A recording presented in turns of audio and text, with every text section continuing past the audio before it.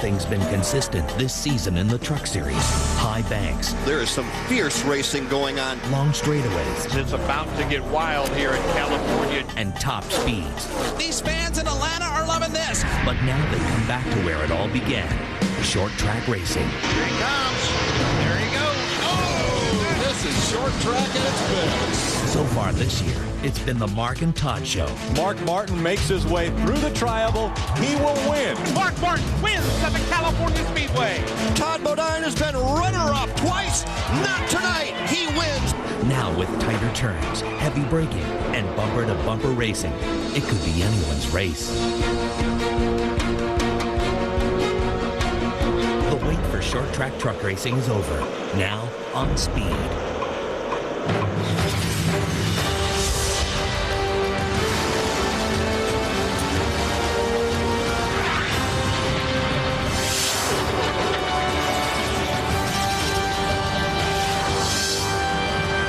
The Craftsman Truck Series is going back to its roots, short track racing. The stars of the series are getting ready for race number 4 of the 2006 season. Speed's coverage of the NASCAR Craftsman Truck Series pre-race show is presented by Craftsman. A great afternoon for racing. Partly cloudy, a stiff breeze, and 82 degrees. Let's go trackside to the first member of our pit road crew, Ray Dunlap. Well, thank you, Rick. You know, there was no question about it as we began the 2006 season. Lots of people had their eye on this number 6 Scott's Miracle Grow Ford. Mark Martin at the wheel, 2 wins this year and a 2nd place. But, Mark, we're at the short track now at Martinsville. I got to imagine your experience at this racetrack is going to be a big benefit today. Gosh, I'm a terrible driver at Martinsville. I struggle here all the time in my Cup car, but man, the Scott's teams gave me a great Ford F-150. I've been having a blast so far. Surprised myself qualifying, and I know the thing's going to race well, but it's 250 laps, and there's a lot of things can happen, and I don't know for sure. We got to make the tires really last a long time, and the brakes and everything else. So it's going to be a learning process. Okay, good luck to you today. Mark Martin will roll off 2nd. Krista? Well, if you watched our last race, you know it can be done. Mark Martin can be beat. Todd Bodine proved that in Atlanta. Now we go on to a short track Martinsville, and you've been very good here, my friend. Yeah, I've grown up at Martinsville. I've been coming here since I was 7 years old, watching my brothers race modifieds and sportsman cars, and it's like home to me. In fact, I graduated high school just up the road, so Martinsville's home. I've always loved coming here. I've been fortunate enough to run well here in every division I've run. So our Toyota Tundra is not the greatest today, but it's pretty good. I think we've got it to where we can adjust it. The conditions are a lot different than when we practiced yesterday. It's a lot hotter. The track was a lot slicker this morning in the Cup practice. So we've got it to where we can adjust it and get this Lumber Liquidators Tundra up to the front. All right, he had his best Martinsville finish 4th in this race last year. Let's go to his teammate who was with Bob Dillner. The only other guy in that top 3 in the point standings is Ted Musgrave. And like those guys, he has a top 5 finish in every race so far. But unlike those guys, you do not have a win yet. Is today the day? And how are you going to get it done here at Martinsville? It's a typical Martinsville. Our truck, the team AFC number 9 is running really good, but lap times are consistent. It wasn't really fast to start with, but that's the way you got to be here. Very consistent. And, hey, it's short track racing at its finest. Anything can happen. Much like your show at Hickory, April 15th. I got to go up and watch that too. The past super late models he's talking about, Ted Musgrave, hasn't won the Craftsman Truck Series in nearly a year. Through 3 races, the Ford top 10 point standings has Mark Martin on top with a first, and a 2nd so far in those 3 races. After this race, we go to the 2006 owners point standings for the top 30 to be locked into the field. The teams will start paying close attention to the point standings after today. Anticipation is high to start this one. We're at Martinsville, Virginia for our first short track race. Martinsville Speedway, the paperclip half mile that's hosted a truck race every year the series has run. 2 drag strips side by side with a U-turn at each end. You're watching the NASCAR Craftsman Truck Series on Speed.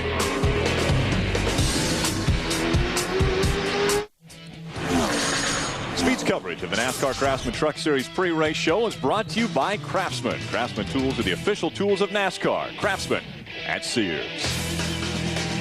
Bobby Hamilton shocked the NASCAR family 2 weeks ago when he announced he has cancer. He told us how he found out and what his new outlook is. I've had broke bones, I've had wrecks, I've had street brawls, I've had somebody try to blow my head off. I mean, I've had a lot of pretty red stuff to happen. I don't think it's going to stack up to what's happening now. Y'all remember at the end of last year when I had that wisdom tooth problem and all that stuff? I found out February the 8th that I got neck cancer. Bobby Jr. will start driving the Fastenal Dodge immediately after Atlanta. This is my last race. When I got down to the first doctor and he said, this is what we're going to have to do, and I'm like, hey, I'm a big boy. Take that white coat off and hang it on the door and tell me exactly what you mean. And he said, okay, I wouldn't want to be you. Basically, they found a place in the lower part of my neck here. That's what the treatments are for. That's what we're going after. And that's the extent of it. When it gets right down to it and it flashes in front of your eyes, you really need to look at what's important. When you write my name, don't write my name as a cancer victim. I'm not a victim. From this moment on, I'm a survivor. Bobby Hamilton is a NASCAR Craftsman Truck Series champion.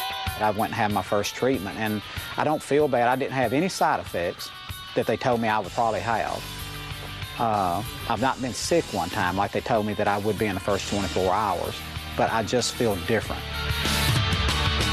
I actually had a phone call this morning at home from Vanderbilt, and they had a lady to call me and say, hey, we deal with, you know, celebrities, we do VIP for them and stuff like that. And I'm like, if you don't mind, if it don't offend you, I had rather walk in the front door with all these patients and sit and talk to them and mingle with them. And I mean, I met a woman there, her son works for Jack Roush. I mean, she sat right beside me and explained her deal to me. It brings reality out, and that's reality. I mean, it happens, and you have to face up to it. Unfortunately, everybody don't pull through this, and I hope I'm not one of them people.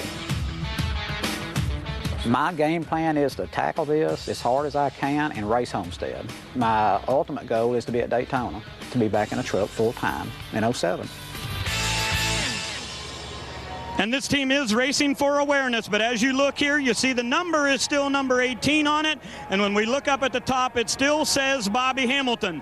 That's because Bobby Hamilton Jr. is just a substitute driver right at the moment. You're on the pole today. Your dad has had so much success at this racetrack. How big would a win be for you today at Martinsville? It'd be really, really big, but of course the 6 truck, they're going to be on their game today, but the Fastenal Dodge is really, really quick in practice. It turned good, had a ton of forward bite. I know that'll go away as the race goes, but I got that same old cocky feeling I had when I was driving that fast Busch car. So I'm looking forward to it. I'm ready to get beat and bang with these guys, and if I can lead all 250, I'm gone. That's what I'm going to do. So I'm going to have fun with it today, definitely. All right, good luck to you. Bobby Hamilton Jr. on the pole. Now let's hear from another guy that's always good at Martinsville.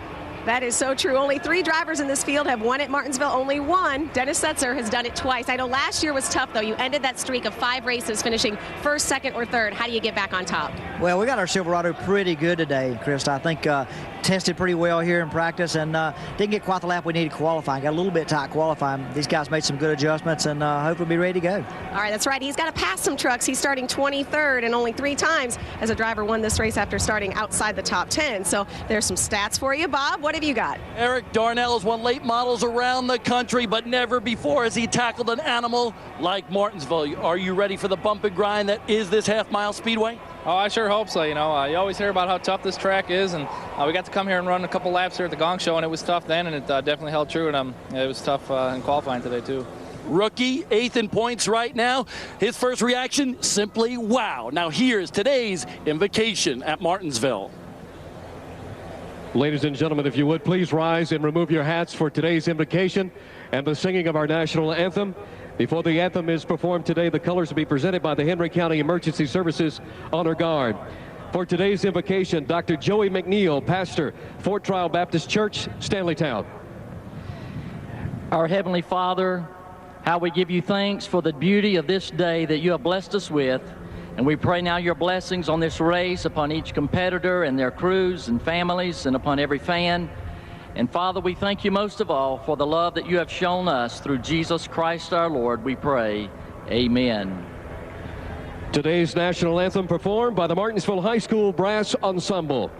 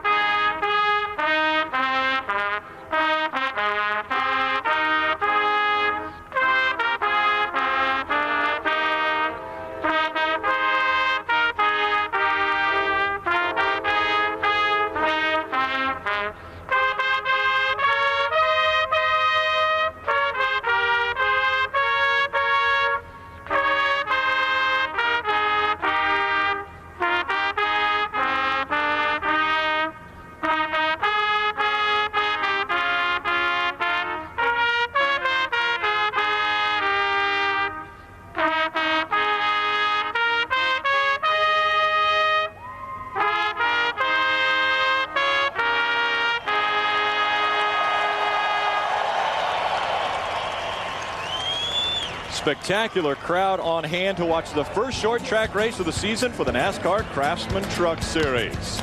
From champions to challengers, veterans to first-timers, Truck Series is the best racing in NASCAR.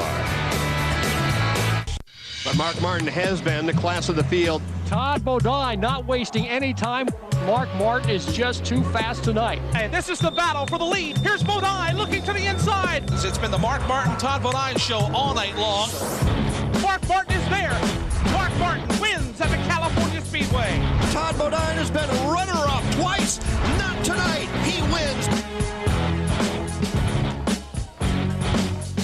3 races in the book, and it's time for our first short track race of the season. Welcome to the NASCAR Craftsman Truck Series Kroger 250, presented on speed by Valvoline.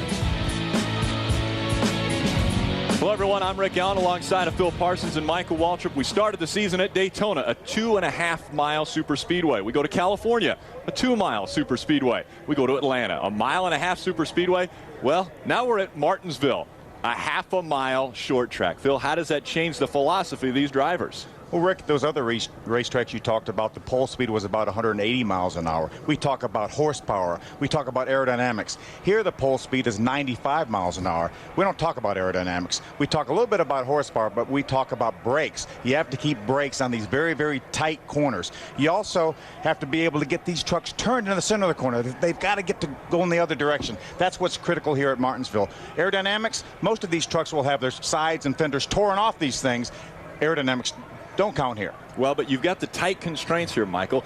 What will that do if somebody gets dropped back to the back of the pack? Hey, it causes trouble. You can get 2 strikes, I like to say, at Martinsville. If you start in the back like Dennis Setzer did a couple of years ago and run a mistake-free race, yes, you can win. But if you start in the front and you spin once and maybe spin again like you did last year, you can't overcome. 2 strikes and you're out.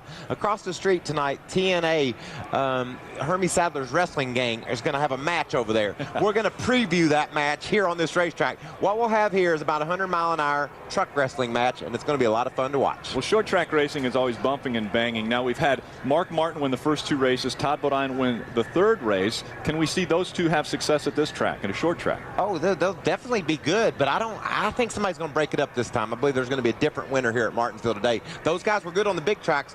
Are they going to be good on the little one, or will somebody upset their apple cart? So many more things can happen here. You can lose your brakes. You can get bumped and you get turned around. We're going to have probably a quarter of these laps that will be run under caution. Something's got to cause those caution flags. Well, we don't want to see caution flags today, but it's inevitable when you go to a short track. Well, let's get this one underway. Let's go down trackside for today's command. And now, race fans, for the most famous words in motorsports, the Martinsville High School basketball team. Drivers, start your engines!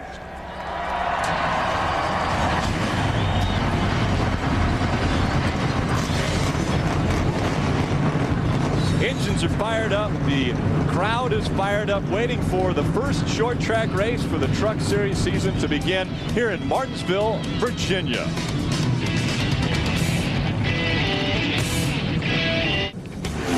The NASCAR Craftsman Truck Series on Speed is presented by Valvoline. Tested on the track, trusted on the road. Brought to you in part by Craftsman. Craftsman tools are the official tools of NASCAR. Craftsman at Sears. And by GM, a leader in flex fuel vehicles. Go to livegreengoyellow.com. They call this the paper clip, Martinsville Speedway. And the reason for that, long straightaways, tight corners. And Phil, you said so correctly, getting the truck to turn and go the other way, that's the challenge these teams face. When you go to these tight little turns, look, there's only 12 degrees of banking in the corners and the straightaways are flat and they're 800 feet long. When you get hauling the mail down to that turn, making that truck decide to go the other direction, that's a handful. Let's take a look at the race analysis. 36 trucks starting this race, 250 laps, 131 miles. First, a little bit under $500,000. The pit window is 150, 160 laps. That means they can go that far in fuel. Some guys will stretch that to try to stretch their tires to make them run a long time. We talked about the fact that Bobby Hamilton will be on the pole. Let's take a look at how they will all start today. Bobby Hamilton claiming his 2nd ever career pole. And on his outside will be the number 6 of Mark Martin. So Mark Martin will be right in the front of this field at the start of the race. By 4 1/1000ths of a second, Rick, that's all. They both ran an 89. One of them had a 5 on the end, the other had a 1. Row 2, Clint Boyer makes his first ever start at Martinsville, one of 15 drivers making his first ever start, and Rick Crawford, former winner here on the outside.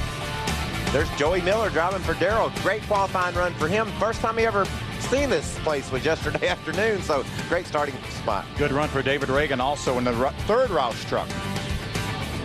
Mike Skinner has won at this racetrack before. Johnny Benson has finished second here. A lot of people talk about Johnny down in the garage area as having one of the best trucks, so be interesting to see if practice, you heard Tom Bodine speak earlier how the track has changed quite a bit since they practiced yesterday. Be interesting to see if Johnny's truck will adapt to the different conditions today and still be one of the best trucks. There's Marcus Ambrose from Tasmania. I called him from New Zealand last time in Atlanta, and he said, hey, I'm from Tasmania. We have nothing to do with New Zealand, a little bit south of Australia. Butch Miller will be making another start in the NASCAR Craftsman Truck Series. He'll be on the inside of row 13. David Stremme going to make his first ever Craftsman Truck Series start in one of Bobby Hamilton's trucks. And you saw there Johnny Saunders driving the 02 truck for Kelly Sutton. She's still lingering a little bit from that injury she had. Take a look at the 3 trucks that did not make this field today. Qualifying was held earlier at 12 o'clock. Tim Topham, Chad Chapin, and Justin Martz not able to be fast enough to make it into this field today. We'll be riding along with a few different trucks, one of those being the 85 of Dennis Setzer. Now, he's won here twice before. Today, he starts 23rd. Ted Musgrave and his team ASE Germain Toyota. He has finished second here back in 2003. Actually finished second here in the Winston Cup race a few years ago. Next is Mark Martin starting on the outside pole.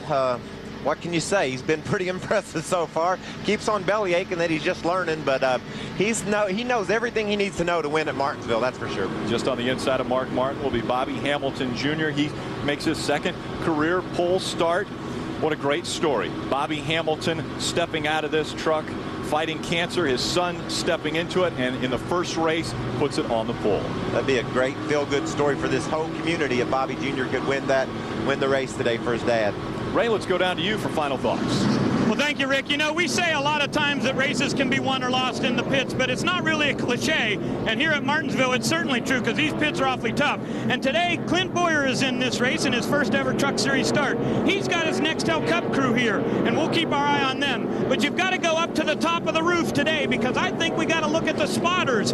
Guys on the roof have some names up there you may be familiar with, like Bobby Hudson, Joey Meyer, Bob Jeffries, Steve Neal, and Mike Dillon. These are guys that spot for Nextel Cup teams, and the spotter today can make a big difference because things happen on this racetrack so fast. Krista?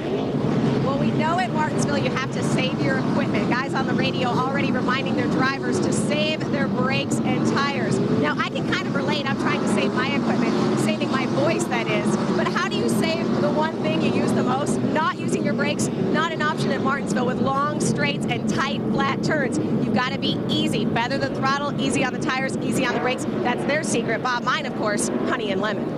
Krista, keep an eye on the guy starting 20th. He's an Australian road racing superstar, Marcos Ambrose. He is hysterical. I'll laugh a minute. And this is his first truck race at Martinsville. He considers him fresh meat, medium rare today at Martinsville. The field coming out of turn number 4, Bobby Hamilton Jr., Mark Martin making up row number 1. Dennis James has the green flag in his hand. We're underway with a Kroger 250.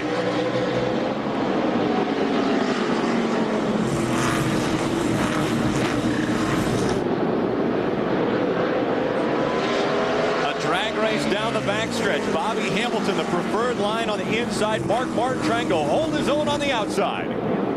Bob doesn't want to be out there. He wants to get to the inside. Let's see if he clears Clint Boyer and drives to the inside. He does.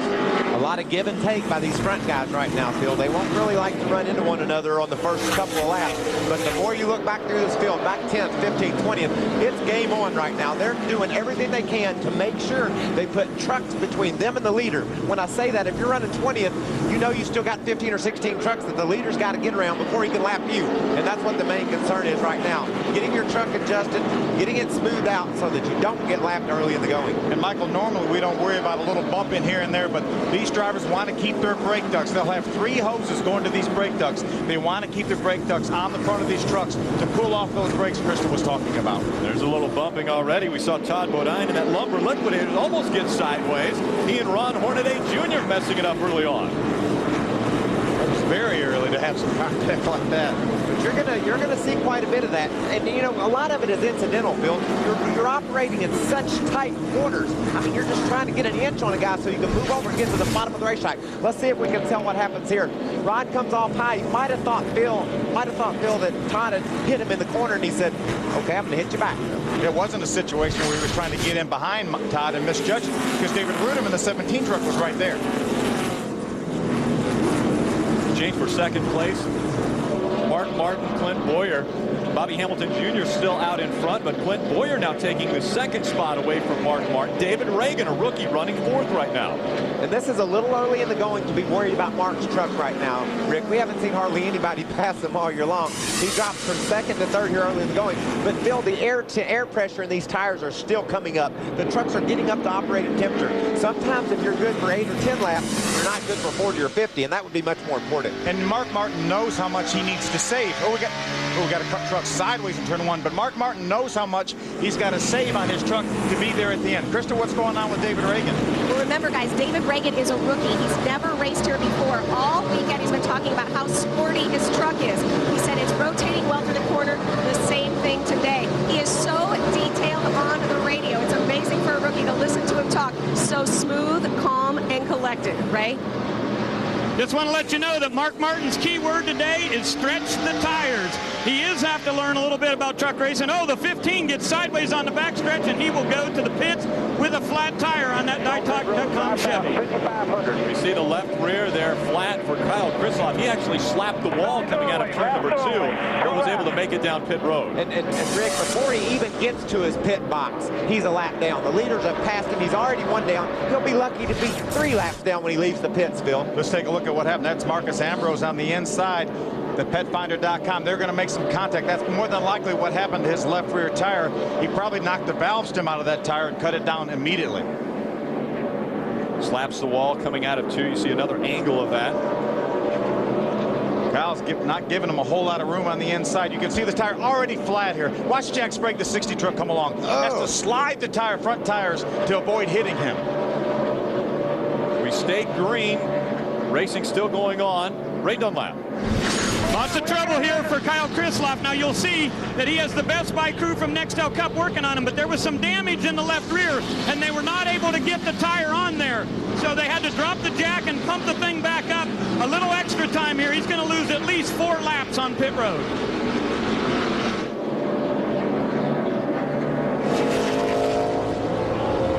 Getting a report that the 15 truck was black flagged because he was not the 21. We have trouble in turn 2. Bobby East, the 21. The 15 truck did not make the commitment line. He came in after the commitment line, so he will be black flagged. Fortunately for him, the caution came out. He can probably just do a pass through. Yeah, a huge break. He'll do a pass through, and plus he'll be the free dog, the Aaron's free dog. So our first caution comes out at lap 12. All the trucks with the exception of the 15 on the lead lap so far. We'll see how many can stay up there when we come back. Wednesday night on Speed, it's an all-new Unique Whips. Will's upholstery specialist demands a raise, but Will sends him packing. Plus, Remy loses his cool with an intern. Meanwhile, 2 Mercury Milans are customized for a red carpet unveiling. Don't miss Unique Whips Wednesday, 10 Eastern on Speed.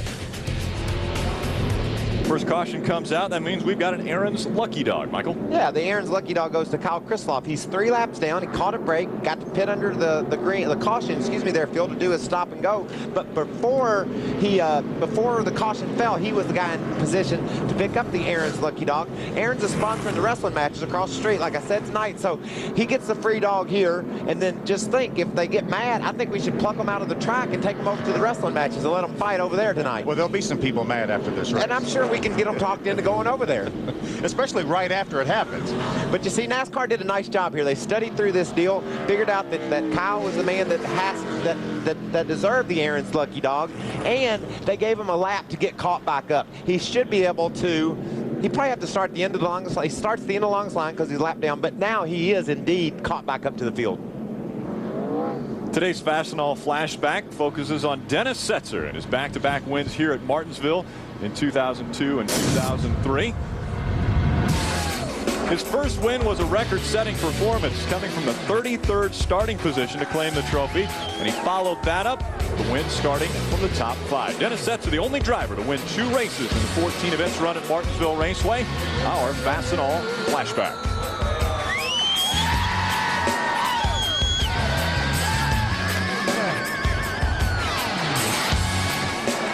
Amazing, in just 14 races, only one driver has been able to go to victory lane twice here, that being Dennis Setzer. He actually did it back-to-back. That's right. You see it. Dennis carrying the Cure Autism now. This is Autism Awareness Month here, April, so something that Dennis is obviously, and Chevrolet is very, very in tune with.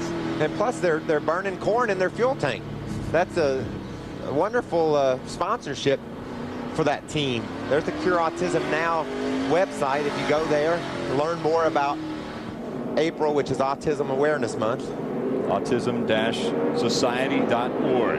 Coming out of turn 4, the green flag flies. Bobby Hamilton Jr. just in front of Clint Boyer.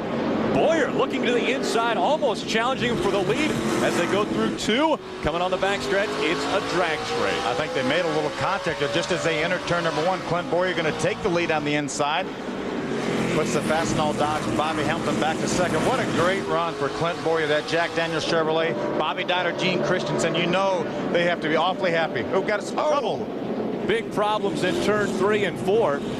That's a 08 of Butch Miller making one of his infrequent starts. The 04 of David Strimmy making his first ever start. Makes some pretty hard contact. Obviously busted the radiator. It's going to be a long repair for that Hemi Dodge. You'll need to get that thing straight to the pits, Bill. He doesn't have any water in it. See if we can take a look at what happened. There's Dennis Setzer, the 85 on the inside. Marcus Ambrose, the 20 on the outside. Looked like Jack maybe hit the curb, bounced up into the 08 of Butch Miller. The 04 of David Strimmy had nowhere to go. Steve Park, the Harris Trucking number 59, made a little bit of contact with the back of the 04. Well, you could see Jack. He was up inside of Butch Miller and down on the apron. I guess Jack felt like he was far enough in there that he was going to go ahead down in the corner and see if Butch could hang on or not, and he wasn't able to.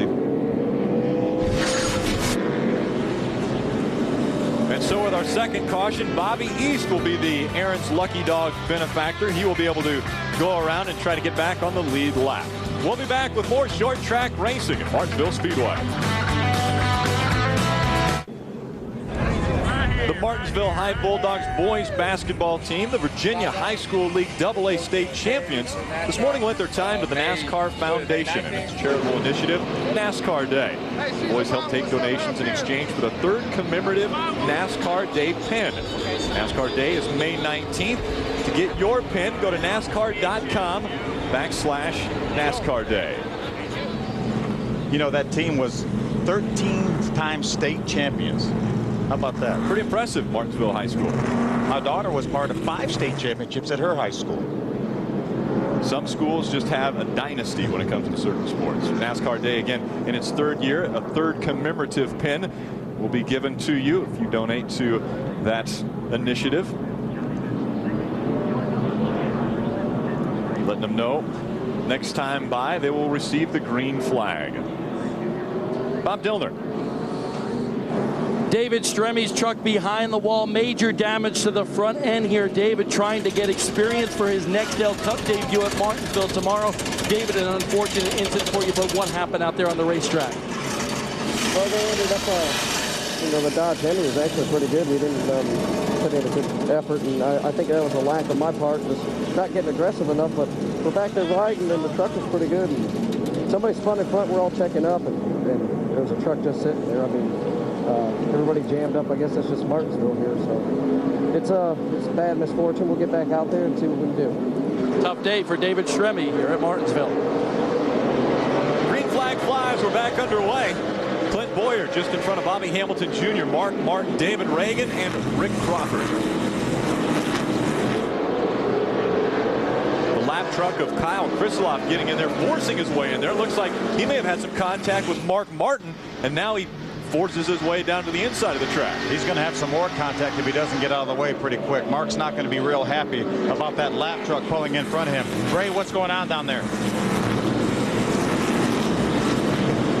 just want to let you know I had said earlier there about Mark Martin saying I need to stretch the tires. We've got to stretch it out over a long run. They said, well, watch that 07. He's fast. He says, don't worry. Clint has never raced here, and he doesn't know about conserving tires. He said, I'm going to take it easy through the corners, and we'll beat him later on today. I'm not worried about him right now. Again, Clint Boyer in the 07 is out front of this field. You saw the 21 of Bobby East just in front of him. He is on the tail end of the lead lap. Boyer's going to dive in on the inside of him. Hopefully Bobby will give him enough room to get in there, and he did, because Clint was committed. It didn't matter where Bobby East went right then. Clint was going in that corner. And, you know, something that Mark said that Ray repeated, Rick, Mark knows how to win a 500 lap race here. It's a lot different winning a truck race of only 250 laps because we have so many cautions. These cats need to run wide open from the start. I think that lack of experience could pay off for Clint Boyer because he doesn't know how to conserve anything. He doesn't need to conserve anything in this race. On average, we're going to have about 65, 70 laps of caution flag laps here in this race. So Clint Boyer can probably run his stuff a little bit harder. He doesn't have to have brakes for 500 laps. Or, you know, as an Nextel Cup car, they come and put tires on every time the caution flag waves, sometimes 2, most of the time 4. Chris Sabota, what's going on with David? David Rudem is complaining of a vibration. Right now, the team is kind of doing a system of checks to figure out what's going on. At first, they thought it maybe was some tire buildup. Crew Chief Jason Overstreet said maybe it's a brake controller. They sometimes get a little warm. Now they're turning on the fans just again, trying to find a baseline to figure out what's going on. I'm complaining of a vibration right now on the 17. And, you know, we've seen that team in the past have some driveline problems when they broke down at Homestead and at Bristol, I think, earlier last year and here. So this is something that I bet if it's just shaking a little bit, Phil, Rudeman's saying, man, this thing's shaking all to pieces again. What's going wrong? I know he's very concerned right now because of the history. He's a little gun shy, but he's maintaining a top 10 position right now. He's got Ron Hornaday, the 33 Chevrolet, all over him. Now, we see Ron Hornaday right behind David Rudem. How does a guy set up another person to get by him on a track like Martinsville? Generally, you run into him. You know, you try to make a move on them, and you try, and it's just so tight that eventually you'll try just a little bit harder, and you'll bump a guy, and that'll open up the groove. Whether that's the tactics Ron will use right now on David this early in the going, I don't know. These guys are in a comfortable position. They're filling out their trucks. They're not in danger of getting laps. They're inside the top 10 or right there at it. So maybe they'll be patient at this point. It's so very difficult to pass at this racetrack. We've got Bobby Hamilton Jr. You see him right there, almost middle of your screen, behind the 21 of Bobby East. Now, Bobby East is running very well in that Ford, but Bobby Hamilton Jr. more than likely has a faster truck than him, but he doesn't want to push the issue. He doesn't want to beat up his front end trying to move that 21 truck out of the way. He realizes that this is a long, long race. He's got plenty of time. I wouldn't call it a cushion, but he's got Bobby East, who's a lap truck in front of him, and then he's got Kyle Krisiloff, who's a lap truck behind him. And so really no one's challenging Bobby Hamilton Jr. for the lead right now. Well, the fact that the 07 is driven away from everybody, that's the kind of cushion you want, Phil. He's able to drive his own race. Boyer's a half a straightaway ahead, not even in the picture screen there as they head down the back straightaway. Now Mark has returned to the back bumper of Krisiloff, Phil. Looks like Mark has a little bit of damage. Look at his grill right there. He's pushed it in a little bit. Heating these trucks is very, very critical. Ray, is he having any heating problems down there with the 6 truck? Yeah, absolutely, Phil. And they just said we'll pull off 2 pieces of tape whenever we get this first pit stop. He said temperature's going up. It's raised about 55, 60 degrees. Right now it's at about 240. And you know, the temperature on the engine's going up, Phil, and so is Mark's. You know, there's a cat that messed up Mark by cutting in on him, messed his grill up, and now Mark's right behind him. He's going to be probably thinking, you better get out of my way. I'm not going to be as patient this time. Good battle with Terry Cook in the 10 truck and the 59. Watch this. There's Terry Cook. He made an early pit stop. There's the 59 of Steve Park. Looked like 59 of Steve was going to move over to let Terry go. Terry overdrove the corner. Then Steve body slammed him a little bit down there in 1 and 2. Not real sure about all that. Maybe there was more to the story that we didn't see earlier. Well, we talked about tempers flaring. Mark Martin is able to get by Kyle Krisiloff, at least have the preferred line. Krisiloff now stuck on the outside. David Reagan gets by in the 50 as well. He's going to open up the door. There's the 14 of Rick Croft, the circle bar truck. Now Johnny Benson's coming. The 15 of Kyle Krisiloff would love to get down on the inside. Ray, how about Terry Cook? What's going on with him? Well, Phil, you were right. right, he did pit on lap 22. They took some tape off of the grill and they went up on the track bar to try to loosen it up. He was very, very tight in the center. Bob? Right now, Todd Bodine is not a happy camper. That truck wants to spin out in every corner like you're driving on ice. Todd said the shocks are horrible. The adjustments we made after qualifying just are not working. Todd Bodine just not happy on that racetrack right now, Michael. Well, Todd Bodine might not be happy. I'm guessing Clint Boyer is very happy. In his first ever NASCAR Craftsman Truck Series start, he leads the field around Martinsville Speedway. Tomorrow on Speed, whip into a pre-race frenzy with the all-new NASCAR Race Day built by the Home Depot. The definitive NASCAR pre-race show returns live and unfiltered from the paperclip. NASCAR Race Day built by the Home Depot live from Martinsville tomorrow 11 Eastern only on Speed. Coming up on lap number 50, Clint Boyer driving the Jack Daniels Chevrolet out in front. Chevrolet's been vacant from victory lane so far in 2006. This could be the first win for them. He looks like he's pretty serious about changing that. What a start. He's driven off from these guys. Consistently has the fastest lap, too. You keep watching the computer monitor. There's Rick Crawford, the Circle Bar truck, number 14. He's in the 5th position. He's having a good run. He's a former winner here. Johnny Benson right on his heels. Again, Johnny's running strong. A lot of people felt like he had the best truck in practice yesterday, Bill. So maybe a little adjustment, a little track position. Johnny can get his truck to victory lane today. Look at him on the inside of Crawford. Just taking a look at Rick on the inside, not quite able to pull up there. Back in the 7th position, Joey Miller in the 12 truck is having a good run. He's never, as you mentioned, had never seen this place. He won a couple short track races last year in the ARCA Series. Bob, what's going on with Joey? Joey's having a great run right now, guys, but he's still searching for his line. Remember, this is his first time here, as Michael said at the top of the broadcast, and they keep on coaching him. Hey, follow this truck, follow that truck. Learn the line that works best for you. Right now, Joey's showing a lot of patience around this tight bull ring. Ted Musgrave currently in the 8th position. Now, he started the season off with 2/3 following Mark Martin and Todd Bodine across the start-finish line at the end of the races. 2/3, pretty good start, and 3rd in the point standings thus far. Then he had a horrible race at Atlanta. He finished 4th. Check out Joey Miller there in the Curb Records truck. He is all over Kyle Krisloff, just like Mark Martin was before. Can't get around him. Ted's closed in some and bringing Skinner with him. You know, there's nowhere to hide at this racetrack. If you have trouble like Kyle Krisloff had, got laps down, you restart at the front, and maybe you don't have the fastest truck. There's nowhere to hide. Krista, what's going on with Ted Musgrave? Well, it's funny you guys mentioned hiding. Don't be surprised if he's doing that just a little bit. Ted Musgrave told me earlier this weekend he is thinking championship once again. He's concentrating on recording those top 5s like he's done all year. As Ray talked about at the top of the show, and actually Bob did too, Ted Musgrave has not won here at Martinsville, but he has been very good before. Right now has a pretty good truck. It's interesting, they say, you know, he's just trying to be cool and win the championship. Well, if everybody's going to finish 1st, 2nd, 3rd in the championship battle, you can't afford to finish 7th or 8th. No. You got to get to the front. Skinner's already had his mulligan. Yeah, he's a former winner here. He won way back in the late 90s. 2-time winner last year on the short tracks at Bristol and Richmond. Got a good run going here. Jeff Hensley, his crew chief, is from nearby Ridgeway, Virginia, part of the Hensley clan. The Toyota train continues just behind Mike Skinner's at 17 of David Rudiman. These trucks that you're looking at here, Rick, have driven away from Todd Bodine, the guy that was right on Mark Martin's heels the first 3 races, is falling back through the field. So 5 Toyotas have lined up nose to tail from 6th through 10th, but out in front it's a Chevrolet they're all chasing. Clint Boyer leading this field.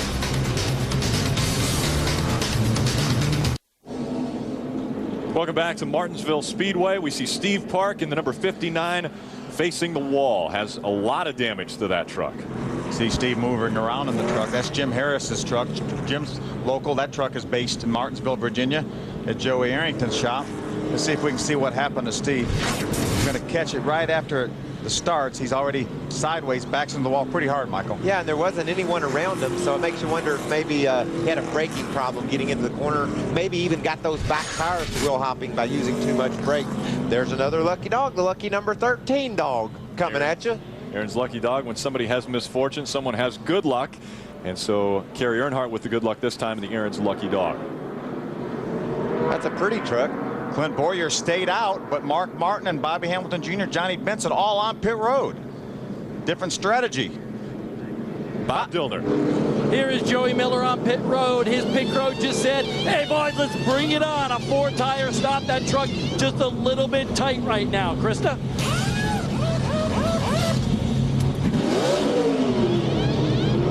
Wedge adjustment. Tight is the story down here for Bobby Hamilton Jr. Also, they're making a slight adjustment. Earlier in the race, he said tight, barely, barely, barely. Now, a little bit more than that. He's off pit road. Ray. Krista, Mark Martin said I used my front brakes up way too much on that run. They're going to do 4 tires here, pulled a little bit of tape off the grill, and they made a track bar adjustment to try to loosen him up just a bit. Track position, so difficult to get while you're on the track. If you can get it on pit road, that helps you out immensely. Well, we see some guys that have tried that, Rick. The 50 truck, the 17, the 16, the 85, and the 77. Those were all trucks running around 10 to 15. Reagan was the highest running guy in 4th, and now they've all elected to stay on the racetrack, and the lead lap guys that pitted will be in behind them.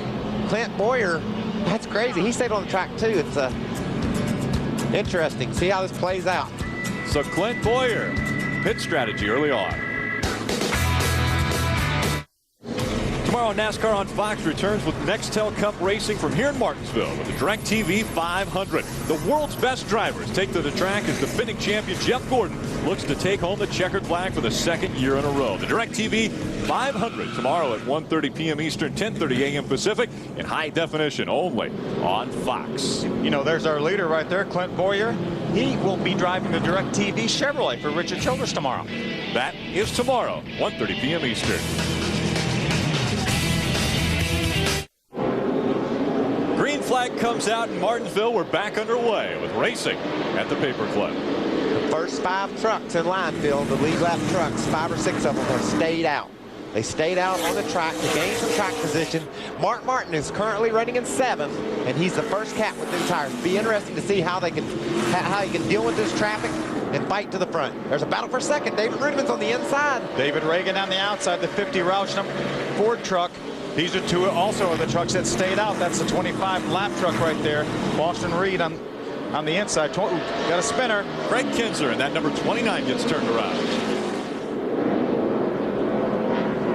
No. I think, Michael, since Clint Boyer stayed out on that most recent caution flag, I think he's going to stay out again, don't you? Yeah, he has to. That was only 1 lap. He'd lose all of his track position. He will definitely stay out here, and I think, Phil, possibly he'll stay out till halfway. I think he's looking to make this a 1-stop race, where all the other trucks that stopped on that caution flag will probably make this a 2-stop race.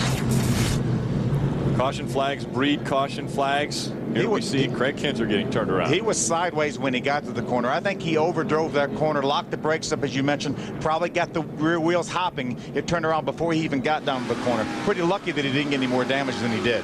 He tried to drive into a bit of a box there, Phil. He probably realized once he committed to that box, there wasn't any room in it for him. Aaron's lucky dog going to Boston Reed. Boston Reed. More than a feeling. Oh, what a feeling it's got to be to get the lucky dog here this early in the going, getting back on the lead lap. Boston, you know, we've documented, he's had kind of a tough start to the season, but getting the lucky dog here can't hurt you any. And it's got to be very important for Boston Reed to have a good finish here, because again, after this race, the top 30 in owners points from 2006 are locked into the race. So he will have to race his way until he gets into the top 30 if he's not able to do it here. Very critical. This is something NASCAR instituted last year, where they guarantee the top 30 in the truck series guaranteed position when they go to that next race. Awfully critical. Let's take a look at that battle for 30th right now. You see, right now, the 30th place truck is Kerry Earnhardt. He's 314 points behind our leader. Well, look at behind him. 3 points behind Joey Miller. Then 18, 18, 24, 31, 39. That could switch all around. It won't even resemble this. And the 07, 32nd in the points, is leading the race. He's getting all the points he can get right now. We'll be back with more from Martinsville.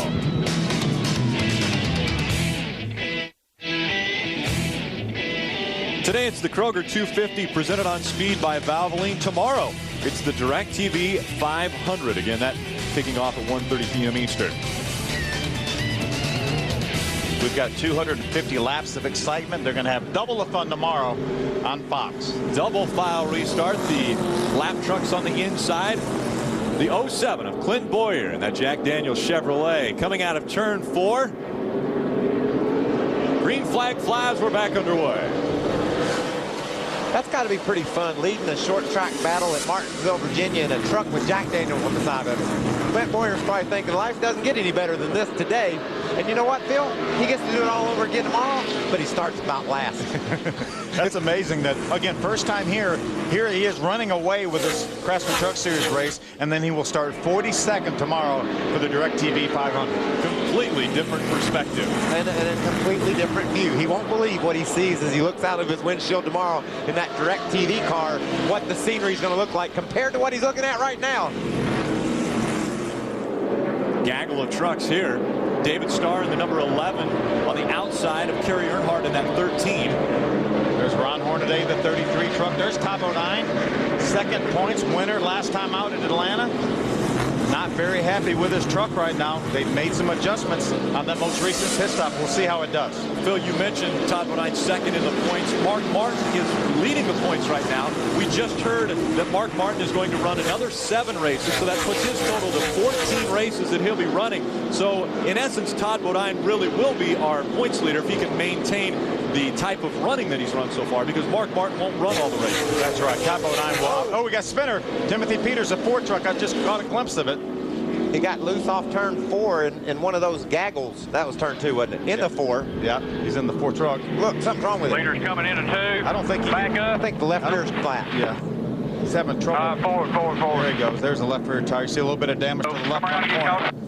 Thing just snapped around like he bumped in. It's one of those gaggles you dude spoke of. It looked like maybe some bumping went on. His tire went flat and around he went. Maybe even a little bit of a scrum.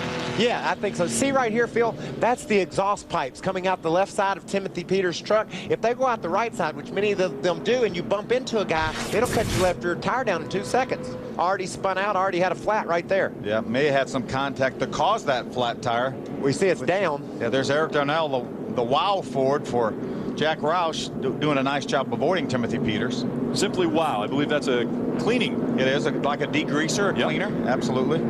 Tire went flat, caused him to spin. We think maybe there was probably some bumping into the side of his truck and made the tire go flat. It's amazing that he was right in the middle of so many trucks and nobody hit him after he spun out. Tough drivers, but they're smart drivers. Made a little contact with the side of Matt Crafton after he got sideways. Jack Sprague in that Conway Transportation number 60 right behind this. And look, Jack Sprague had to slide in, actually got in a little contact with Ted Musgrave in the number 9. It looked like he and Ted, you know what, Michael, let's talk about why Ted Musgrave was back so far on this most recent restart. All right, Phil, we're looking at the Lucky Pass guy there, number 20, the Aaron's Lucky Dog, and Marcus Ambrose. But the reason why Ted was so far back, he got one of his strikes, and he got it before the 100 lap mark, so he can overcome it. But he, you can see here, here's Marcus Ambrose. He's our Aaron's Lucky Dog, looking good. Petfinders.com. He's pitting when he's supposed to. Everything's going well for him now. He's going to get back on the lead lap. Well, you had started to talk a little bit about Ted Musgrave and his first strike, and that's the reason he was back in that. You can continue that when we come back after this commercial. He was speeding. He was speeding. Green flag just flying as the trucks make their way through 1 and 2. That's Clint Boyer still out in front of David Rudiman, David Reagan, Mike Bliss, and Dennis Setzer. Got the lap truck from 21 to Bobby East. Johnny Sauter 0-2. Also 1 lap down on the inside. These guys really get stacked up down in the corners, Phil, when they double up and go back to race. We've got 3 wide on the front straightaway. I've never seen that work. And it's still 3 wide. And they're working to 1 and 2. And they're still trying to make it work. Johnny Benson on the outside, Aaron Crocker in the middle, and here comes Kerry Earnhardt up the inside. Johnny Benson actually made that pass on the outside at Martinsville. Was that a miracle? A lot of people working with him on it. Had a lot of help there. We saw early in the race while we were in commercial break, Mark Martin taking over the 2nd position from Bobby Hamilton Jr. on the outside. Good, strong power move. Bob, what's going on with Aaron? She's having a plain old tough day. Ray Evernham on the radio with her, trying to guide her through this traffic. She's awfully slow on the racetrack and just is having a hard time tackling her first Martinsville experience. We have of 15 drivers that are actually attempting their first Martinsville race here. In the middle of attempting it. There's Mike Skinner, the number 5 Toyota. Todd Bodine, the number 30 Lumber Liquidators Toyota. And behind him. Erin's living, Phil, as you look ahead there up to her in the Cheerios Dodge there, she's living what you said earlier. There's nowhere to hide. They're going to come at you every lap. You can't ever find a hole just to sink into and learn. You're constantly on the defense. You're going to get hit in the back. You're going to get hit on the left side. You're going to get hit on the right side. You're going to be bounced around like a ping pong ball. We saw another rookie force himself down, and that was Kyle Krisolov earlier who did it right in front of Mark Martin, and we've seen how that worked out for him. Mark just about knocked his grill out to show him how much he didn't like that. Clint Boyer is continuing to drive away from these guys. This truck is performing now just like it was before we went to caution. Bob, what do you know about Skinner? He's not up to his normal speed tonight. No, Michael. Mike Skinner having a pretty tough day right now. That truck is really tight. It doesn't want to turn in the corners here. He says, so on the next pit stop, that team going to make a 2-pit stop race here. They're going to try to free that car up. But Michael, he just said something over the radio that I thought was pretty interesting as we watched Mike get into the back of the 29 car there of Kinzer. He just said, you know what, I'm trying to arc the corner differently. Get up high and arc off the corner. What is he trying to accomplish there? Well, that just gives you a chance to make the corner wider, Phil. He's able to, got some contact. You're going to have that every lap. I got to quit looking. It just gives you an opportunity to try to make the turn longer so that the truck doesn't have to make such a sharp apex in the middle. You swing in on the outside real wide, try to make the apex late. But when you have somebody like Todd Bodine in that 30 truck right behind you, you don't want to make too wide an arc because he's going to duck his nose up on the inside, and you're not going to be able to use the whole racetrack and get back down to the bottom to help that truck turn. 2 drivers have been out in front of the field today, Bobby Hamilton Jr. and Clint Boyer. Boyer has been dominating this one ever since he took the point.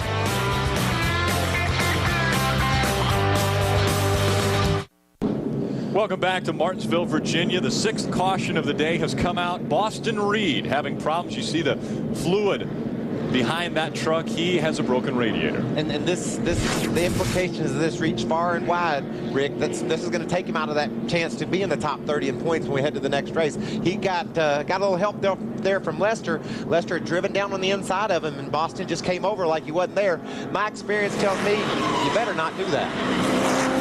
Leaders are on pit road. Clint Boyer, David Ruderman, David Reagan, Mike Bliss, all on pit road. A couple trucks still stayed out. Krista, what's going on? The 17 just pulling into his spot. David said his truck's been giving up a little bit on the front.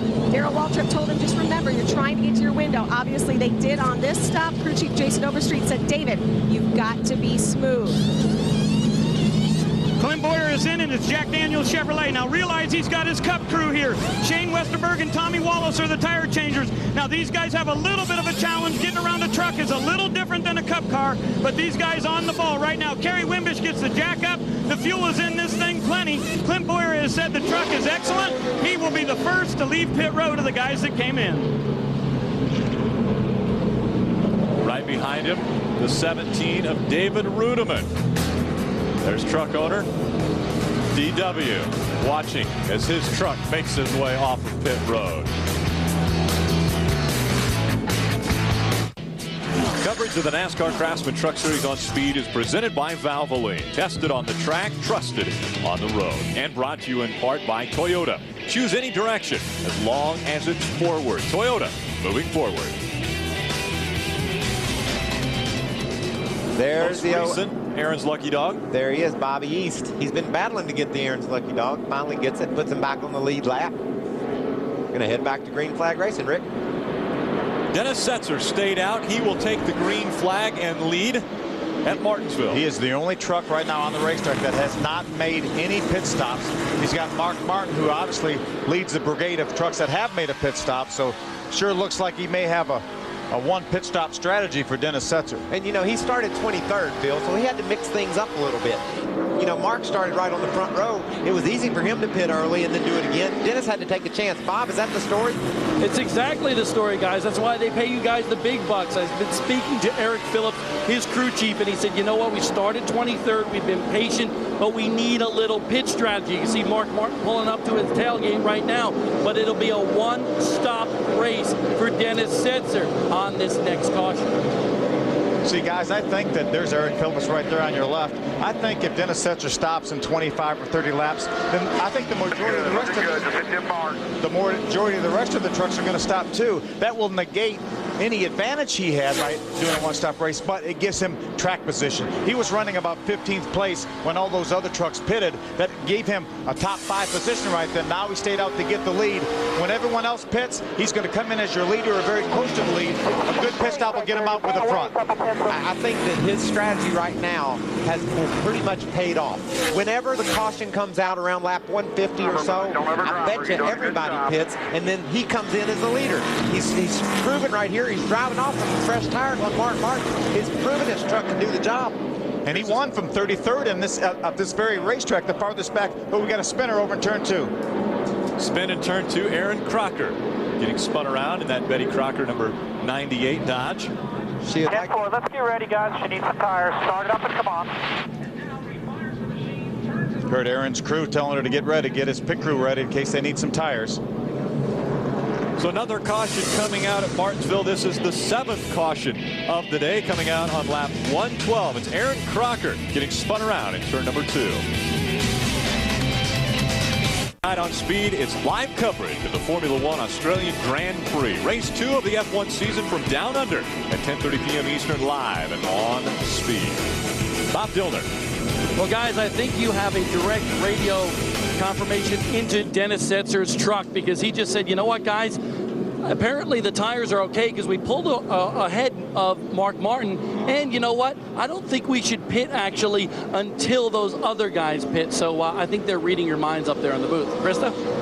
Well, I don't know if I'm reading any minds down here, but David Reagan was hoping to be able to go on just that one stop. Remember, though, they had to come back in because they had that catch cannon, so they are behind the 8 ball. But now they're saying if the leaders come in, they will come in. As crew chief said, be smooth. That set of tires will take us to the end, right? Well, I'm going to tell you that the guys in the booth don't have any idea what they're talking about, because yes, Dennis Setzer and those guys will pit again, but Clint Boyer will not. He's done pitting today. He came in at 103, and when those guys all pit, the Jack Daniels Chevrolet will be back out front. Well, it doesn't necessarily mean we don't know what we're talking about. We can't think of everything up here. That's why we got you down there, Ray. If we could do it all, we wouldn't even need you. But I want to tell you a strategy I like, Phil. Terry Cook. He just pitted under this caution. I bet you he's done pitting too. So he's in better shape than all the cats that haven't pitted yet. Mark Martin, some of the guys that will come to pit road again. Terry's going to get ahead of them because they'll just stay out. That's right. He's going to have track position. Dennis Conner, new crew chief over there this year on Terry Cook. They're going to do a little pit strategy here. He's got a great opportunity here to get the lead once the caution flag comes out and all these other trucks come on pit road. You see our biggest movers, obviously Dennis Setzer, 22 positions up from where he started in 23rd. But Phil, on lap 111, Setzer ran his fastest lap of the race. That tells you something about how well that truck's working on the older tires. These guys are mixing it up, huh? Johnny Sauter driving that 02 Team Copaxton Chevrolet. And now Rick Crawford and David Starr get into it. Crawford in the 14th, David Starr in the 11th making the pass for 5th. See, Rick Crawford realized that David Starr in trouble. Clint Boyer gets spun around. We talked about him not wanting to come back in, but he may have to come in now because of tires. Yeah, that may alter his strategy right there. He's going to stay on the lead lap. Three wide is pretty tough in Martinsville. Remember earlier when I told you go 3 wide if somebody would work with you? Watch this. This is a case where no one worked with one another. Johnny Sauter tried to stay in the middle. Timothy Peters came on the inside, and Boyer tried to take the corner. There just wasn't any room left. Yeah, Johnny Sauter couldn't drive to the inside because Timothy Peters was there. Unfortunately, Clint Boyer probably did not realize that. He didn't realize it was going to be 3 wide. He knew that if it was just side by side, that Johnny Sauter would drive down to the curb and he would have plenty of room. It didn't work out that way. A lot of times what'll happen, Phil, your spotter will say, you got one inside of you. He'll say, that's okay. And then he'll say, and another. And you go, oh, no. Oh, yeah. It's too late. It's too late. Robert Richardson, Aaron's lucky dog benefactor. Good break for Robert Richardson. That'll put him back on the lead lap at the tail end of the lead lap. I know y'all realize this, but you can lease quality furniture, electronics, and appliances at Aaron's. That's what they do. Well, Clint Boyer, the 07 truck, is on pit road now. He had to alter his strategy. Here you see him right there, the Jack Daniels Chevrolet. But this is a strike. It may work out better for him because he's going to be just like Terry Cook. We know that everyone else in the field other than Terry Cook is going to pit probably at about lap 150. Here comes Mark Martin in the pits right now. Ray? Yeah, Mark Martin will come down and get a wedge adjustment, and also Clint Boyer. This did alter their strategy, as you said, just a slight amount of damage on the left rear here, but they were afraid that the tires were going to be flat spotted there, so they said, let's get the new tires on. Instead, they just look them over, and he said, yep, they're okay. So back to the racetrack. These guys still have a set of stickers here to use. There's Todd Bodine right there. He's going to bring the Lumber Liquidators Toyota in. You see right side tires, a chassis adjustment, going to go over to the left side. This will be more than likely his final pit stop of the race. These guys are starting to do what we thought was a good idea when we saw Terry Cook pit earlier. And then we saw Boyer say he wasn't going to pit again. Mark and those guys said, okay, let's just go ahead and get it done now. You got to pit early because there's going to be so many cautions. You can see Mark getting 4 tires here. Saw the sticker tire going to the left front of that Ford. This is his final stop of the day, right? Yeah, and everything went real smoothly there, Michael. He was still just a little bit loose in, so they wanted to make an air pressure adjustment on the right front. 4 tires on that Scott's Ford, and Mark Martin, you're right. I believe he's done for the day. He's going to continue on during this race. Tomorrow, NASCAR on Fox returns with the Nextel Cup racing from here in Martinsville with the DirecTV 500. World's best drivers take to the track. Defending champion Jeff Gordon looks to defend his win and looking for his second checkered flag in a row tomorrow. The DirecTV 500 tomorrow at 1:30 p.m. Eastern, 10:30 a.m. Pacific, in high definition only on Fox. Ooh, it looks good too. High definition on Fox from Martinsville with the brakes glowing and people running into one another. You're running this race tomorrow. How's your car? It wasn't the greatest one I ever had, but we're going to make it better. But I was just sitting here thinking, darn, I am running. I'd like to be watching. I bet you it looks good on Fox TV with some high def. It looks really good. Coming out of turn number 4, holding on to the top spot, that is Dennis Setzer, looking to make it 3 wins at Martinsville. The reason why we're having caution after caution, Phil, these double file restarts, people start jockeying for positions. They try, you might be on the lead lap, you'll dive to the inside trying to get position on the guy you're racing against. Then you come up on a lap car and you have to, then you have to go 3 wide in order not to lose all your momentum. So cautions breed cautions. We know that. If you can run 10 or 15 laps, get things sorted out, then you seem to be able to get it calmed down. We caught a glimpse of the 15 of Craig Kinzer, jumped right up in front of Rick Crawford. Rick's on the lead lap running in the 4th position. Craig Kinzer laps down. You see them right there. You see Rick pushing him through the corner. He did not appreciate that lap truck jumping in front of him. And then there's nothing Kyle Kristoff can do about it now, however, Phil. He got on the outside of the guy, and Crawford's running into him. He said, I can't go anywhere if you keep hitting me. And that allowed Johnny Benson, the 23 Toyota, to get by him. Now Rick's going to drive by on the inside, but in the meantime, he lost a position to Johnny Benson in the 23 Toyota. Here comes Joey Miller right behind Crawford. Crawford's got some pretty good damage, Phil, on that left front, excuse me. I'll tell you, the more I see, the more I'm liking the strategy that Mark Martin and Todd Bodine are playing. Terry Cook also. They're going to have such good track position. We saw this beating and banging back in the middle of the pack, even towards the front of the pack. They're not going to have to worry about that stuff. They're going to be out front when all these other trucks make it to pit road. Oh! Man on the move. Got a spin in turn 2. Oh, problems in turn 2. Craig Kinzer into the wall. Timothy Peters just got on the inside of him, needed that space. Just needed to give that man right there 1 inch and didn't elect to do so. Throws a caution, line him up again. What are you going to do if you're, I mean, you're kind of in trouble now if you're Setzer, the way these guys have cut in front of your strategy. He's got to come around a lot of trucks to get back where he's going. See if we can take another look at what happened here. See, there you go. There's Timothy Peters, the 4 truck on the inside. He really wasn't there. He should have given, as you mentioned, an inch or 2, and that's all that Craig Kinzer would have needed. That just really makes you ill when people do that because it's uncalled for. I think that when you look at something like that, NASCAR should put that truck in the penalty box and say, man, all you needed to do was give him an inch. Why can't we do that? Let's take a few inches off your tail and see how you like it. Bob Dillner. Dennis Setzer finally coming down pit road with his number 85 truck. Eric Phillips calling him in. Eric was not happy when he saw Mark Martin dive down pit road. He wanted Setzer to go on the same strategy as Mark Martin, but they take a round out on the left rear. 4 tires for Dennis Setzer here on pit road. Krista? I've got 2 of the top 5 trucks down here. Bobby Hamilton said he's got no forward bite. Bobby Hamilton Jr. said also the truck is just hanging out in the corner. Rick Crawford also in. They were dictating what they were going to do based on the 85. A little bit of left front fender damage, though. They're pulling some of the left front fender off the truck. Rick Crawford is off pit road. Phil, I love it is that Eric Phillips and those guys got frustrated when Mark pitted, and they didn't. They wanted to pit when Mark pitted. Mark was 6 trucks behind us. He didn't have any idea what Mark was doing. That's when your pit crew calls you on the radio and says, do whatever the people behind you do. Take a look at this. Bobby Hamilton Jr., Eric Darnell. That's what you call heads-up driving by Bobby Jr. He just didn't run over Eric and got her woed down. Didn't tear his truck up either. That was a near miss. His front bumper went right underneath the rear bumper of that other truck. There's the Aaron's lucky dog. It's Kerry Earnhardt, lucky number 13 for the 2nd time today. What I was saying earlier, your crew will call you on the radio field and say, do whatever everybody behind you does. What if you're leading? And you think to yourself, now how am I going to do what they do behind me? I got to decide first. If I do one thing, they do the rest.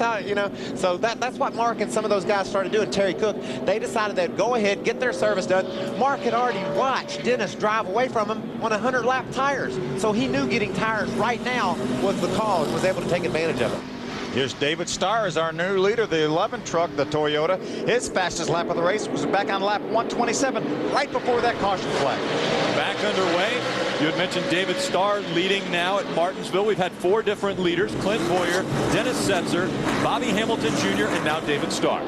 He had the battle of 15 truck of Craig Kinzer down in the corner. The 15 didn't want to give him the bottom of the racetrack. And he's 2 laps down. You see right now Johnny Benson having to battle that lap truck of Craig Kinzer. There are going to be a lot of people mad at Craig Kinzer after this race. I'm sorry, Kyle Krisloff, not Craig Kinzer. Craig Kinzer is just going to be mad at Timothy Peters for spinning him out. But Kyle Krisloff is making some people angry. With the way he's driving that truck, getting in there and messing with the leaders. Johnny will have to rough him up, I'd expect, to get around him. Johnny was on his rear bumper as he went through that last corner. You see Johnny drive to the inside. Kyle Krisloff's going to move over and give him some room. Now he needs to give him room off the corner. Down the backstretch, side by side, Johnny Benson trying to get by the lap truck of Kyle Krisloff. Here comes Joey Miller. He makes it around Krisloff and brings Musgrave with him. Now Krisloff is in a no-win situation. He's going to try to duck back in again at the earliest opportunity, but now Terry Cook gets spun around in that number 10 Ford. He was side by side with the 20 of Marcus Ambrose. You see all the trucks try to avoid him going inside and outside. We're just 10 laps past the halfway point at lap 135, and that was our 10th caution of the day. Check this out. So on the outside of Ambrose, those 2 trucks bump. Ambrose gets loose down on the inside, Phil, and when he corrected his truck, he bumped into Terry Cook and spun him out.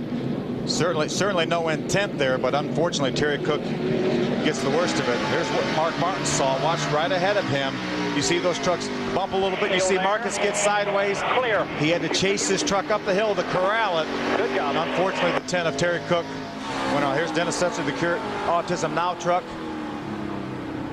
He just saw a bunch of smoke there. He's going to say, I'm going to drive by Terry Cook on the inside and avoid him. Meanwhile, Johnny Benson is on pit road. I'm going to guess that... You see Johnny, I'm sure he's going to get right side tires. He's going to get all 4 tires. It'll be his last pit stop. Marcus Ambrose, the 20 truck, also in. Johnny's got a pretty good truck here. He's been battling around the top 5 this entire race. Obviously, he's not going to have the track position that a Mark Martin and some of those other trucks that pitted on the most recent caution flag will have, but he'll have a lot better track position than some of the other trucks that have yet to pit. But there's only a handful of trucks, Phil, that I think have yet to pit. I think everybody's getting close to being pretty well done. Joey Miller running in the 2nd spot, pitted back on lap 65. Will he stretch it? Will he try to go all the way to the finish? Johnny Benson coming off pit road after his last service. David Starr's Toyota just in front of Joey Miller's Toyota and Ted Musgrave's Toyota. So 3 Toyotas, 1, 2, and 3 as they come out of turn 4. We're back underway at Martinsville. Your first 3 trucks pitted way back on lap 65, Phil. That's a long way to go, but we've seen the fastest lap some of these guys have run just recently. So the tires that Goodyear brought here are holding up. Will they go all the way to the finish? That's the question right now we're all wondering. That would leave them with 185 laps to go, but so many of those laps are run under caution where you don't wear out your tires whatsoever, so they may be looking at 130 or 40 green flag laps, and they should be able to do that. Bob Dillner. Joey Miller will have to come down pit road at least one more time, says his crew chief Johnny Allen. They pitted, as Michael mentioned, on lap 65. Joey not saying anything. He's concentrating on driving, but the next caution, look for them to come down pit road. First time here, that's pretty impressive, Phil. That rookie's done a nice job. Bob White might want to mention to Johnny Allen that we think he can go on fuel if he decides to. Or he might want to go down and see what Richard Waters is going to do. Could probably tell him a few things. Conway Transportation Toyota of Jack Sprague. Ray Dunlap. Well, I'll tell you, Rick, what he may want to do is go talk to Tony Furr, the crew chief for Jack Sprague. They did pit on lap 65, and they are done for the day. They are going to stay out there. I said, aren't you worried about tire wear? He said, it's too late to start worrying about that now. That was our strategy. One pit, and we're going for it. You know, Jack's had such a terrific career here in the Craftsman Truck Series, but he's never won at Martinsville. He said that's one of the races that he sure liked to win. He's had 4 third-place finishes, but never quite got that victory here at Martinsville. And he's, you know, for one-stop strategy, excuse me, Phil, he's pretty far back. He's, you know, he's running in 6th, but that's right where all the trucks that have new tires are. So he better hustle, or they'll get on him in freight training. Speaking of getting on someone, Todd Bodine right now in that number 30 has been told by NASCAR, you need to calm it down a little bit. Little too aggressive. Well, they'll do that occasionally, and I'm sure that's not the first time Todd Bodine's ever heard that. You saw how aggressive he was when he won Atlanta sideways at 180. That was one of the best passes I believe I've ever seen when he passed Mark Martin there. They end up 4 wide with 2 other lap trucks to take over that lead and eventually win that race. Bob, what's going on with Todd? Well, here's what Todd is actually worrying about right now. He ran into Mark Martin's number 6 truck on that last caution. And right now, that 30 Lumber Liquidators truck running a little bit hot. Some pit strategy for Todd Bodine right now trying to survive to the end of this race. There's still over 100 laps to go, Bob. So if that thing's hot, probably see him back to pit road. You know, sometimes look at the gap he's got right there.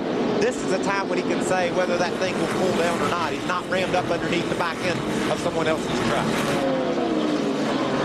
You see the damage to the front end of that truck. That's why he's having the heating problems that he has.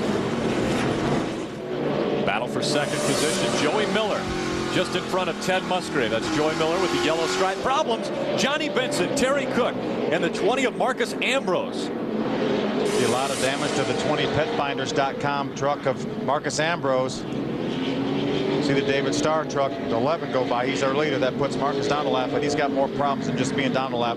Looks like he got a radiator too. Sure does. He'll have to go behind the wall. We've got a couple of guys running around right now without any front ends on there. Hello, Marcus. Stay down as low as you can. We're going to have a lot of radiator sales here after this race. We are. Hopefully he'll keep that thing left at turn 2. That looks like that could be oil, Phil. That'd be a mess if it is. Yeah. I'd like to see him get it up on the curb. See the oil coming out the back of it? Yeah. We got a long cleanup ahead. He needs to shut that thing down and stop it. Looks like Johnny in the 23, Johnny Benson, and the 10 of Terry Cook made a little contact. Johnny went around. Then look, Kerry Earnhardt ran in the back of Terry Cook. It is so easy to spin out here, Phil. We talked about getting these things to head in the other direction. You can see Johnny and Terry just got together a little bit. Johnny goes spinning around. We talked about how hard it is to get these things to go the other way. You got to put them in such a bind to get them to do that one little bump, Bob, and you spin out. That's right, Joey Miller on pit road. Johnny Allen, I told him what you guys told me to tell him. He says, no way we can make it on fuel. That's why they had to come down pit road, make a little adjustment, because Joey says that truck just a little bit loose. But now it'll be interesting to watch that yellow striper try to come back through the field. He's done a great job. He was battling up there in the top 3 positions, battling with Ted Musgrave for the 2nd position. Well, Craftsman always on the cutting edge of technology when it comes to tools. Today we want to spotlight another important piece of equipment that Craftsman makes available to all of us in the Craftsman Tool Tech, right? Well, thank you, Rick. You know, a lot of times when we come to Martinsville, the cautions come early, and sometimes there's a lot of them. But then there's other races where we'll see a lot of them right at the end. And anytime you're at Martinsville, you need the right tools, like these right here, the new crowbars from Craftsman. Now, what I like is there's 3 different sizes. You got a 12-inch, a 17, and this big old 24-inch. And look at the size of the lip on this thing. You can get a lot of work done with this. Now, watch. When you've got a truck that's crashed, you can just pull the sheet metal out anywhere you want to go. The guys get around to the back, and when you got work to do, you can get a lot done with this kind of a crowbar because you get lots and lots of leverage. We see it at Martinsville a lot. Bent sheet metal, and you need the right tool. They all come from Craftsman. Aaron's lucky dog, Kyle Krislov. I'm not so sure. That only puts him 1 lap down now, so. Well, it puts him right back in the mix. Well, he's got to get 1 more back, and then he'll be in the mix. And he's running better than most. He is. He really has got a pretty good truck, and it makes it look bad when he's up there because he restarts the race up front, and he has to race all those trucks that are leading this race and racing in the top 5. And it's been a challenge for him, but he's been persistent. He got rewarded with a lucky dog. Tough trucks are needed when you visit a short track. The bumping and banging continues from Martinsville. 155 laps have been complete, and here's how we've gotten to lap 155. This was the second caution. Butch Miller gets spun around. It's been a rough and rocky road to lap 155, Rick. These guys spun out early, and they spun out often. You can see here a flat tire on Timothy Peters. Spins in front of the whole field. Nobody hits him, Phil. Boston Reed had some help from Bill Luster. Around he went, makes a lot of contact with the front of that truck. Here's Aaron Crocker, the Czechs Dodge, get turned around. 3 wide doesn't work at Martinsville. Never has. Well, sometimes. There's a 29. Craig Kinzer hitting the wall. Contact. Terry Cook bringing out the caution. Actually, that was the 9th caution, and then involved with the 11th caution as well. He and Johnny Benson made some contact. We've lost several radiators, a bunch of noses, a lot of water. David Starr out in front as we take a look at the race summary. After 156 laps, average speed just under 60 miles an hour. Only 4 different drivers have been out front with just 3 lead changes. We heard Bob Dillner down in the pit saying Johnny Allen said there's no way we can make it to the finish on gas. Well, he better go tell Jamie Jones on the 11 and Tom Ackerman on the 9. Some of those other guys pitted on lap 65. They're planning on staying out the rest of the way, Bob. What do you think about that? Well, Michael, I think you may be right. You know, different philosophies, but this is another reason why Joey Miller couldn't make it the rest of the way. They didn't know this one. Check this out. This is the right front tire that came off of Joey Miller's car. They've circled this area. This hole right here, this tire was going to go flat in the next lap or 2. They poured water on here, and it was just bubbling up, and that indicates air coming out of the tire. So a cut tire for Joey Miller. Somebody is looking over him, Krista. Here talking about David Starr, you know, the strategy pretty easy to figure out. In fact, they were all joking on the radio, you know, they said, hey, I think I know what your strategy is. And the spotter joked, I think everybody here knows what our strategy is. Of course they're trying to make it the distance. Yep, the last time they pitted 65, but David Starr just got on the radio and said, guys, getting just a tick tight. Following us on Speed, Barrett Jackson from Palm Beach. So make sure to stay tuned to Speed for Barrett Jackson. You know, Jamie Jones, we talked about the crew chief for David Starr. Brandon Witt drove this truck last year, and he ran about 140 laps on the same set of tires with some pit strategy, ended up with a top 3 finish. Jamie Jones knows how to stretch these things and run a lot of laps on his tires. That's when the old crew chief's notebook really comes in handy. What these crew chiefs do, Phil, they plot when the caution flag came out, how many laps you ran under that caution. They understand that if there's 100 laps to go, you might be only talking about 60 or 70 you have to run under the green flag. So that allows you the chance to pit early, bet that the trend continues, that the caution flag will come out. Let's see if we can talk to David Starr. David Starr, Phil Parsons, can you hear me? Yeah, here, nice and easy. Let those guys blow off the bottom for you. Go ahead, Phil. David, you've had a great run so far. You pitted back on lap number 65. You got enough tires to run the rest of the way? Well, I told my crew chief, Jamie Johns, I'm glad he's got to make that decision because feels pretty good right now, but a little tight just past center, but hopefully these Goodyears will stay with us the rest of the way. I believe that's what we're going to try to do. That's a great job. They've waved off this restart. You're going to have another lap here. You ran your fastest lap back on lap number 127 with about 60 laps on your tires. Are they staying with you? They're staying with me. I'm starting to get a little tight just past center, but hopefully these Goodyears will stay with us the rest of the way. That's our strategy. We're going to have to live with it and see what happens the rest of the way. Well, just so you know, Jamie Jones was Brandon Witt's crew chief last year, and they ran 140 50 laps on tires and got a top 3 finish, so he knows what he's doing, David. Well, that's why I told him he's going to make that decision, and we'll live with it. But right now, I'll tell you what, this Red Horse Toyota Tundra is pretty awesome, and we're just having a good day. Hopefully it ends up really good for us. All right, buddy, keep it straight. Sure, thanks. Riding along with Dennis Setzer, you see the Cure Autism Now sticker on the bumper there.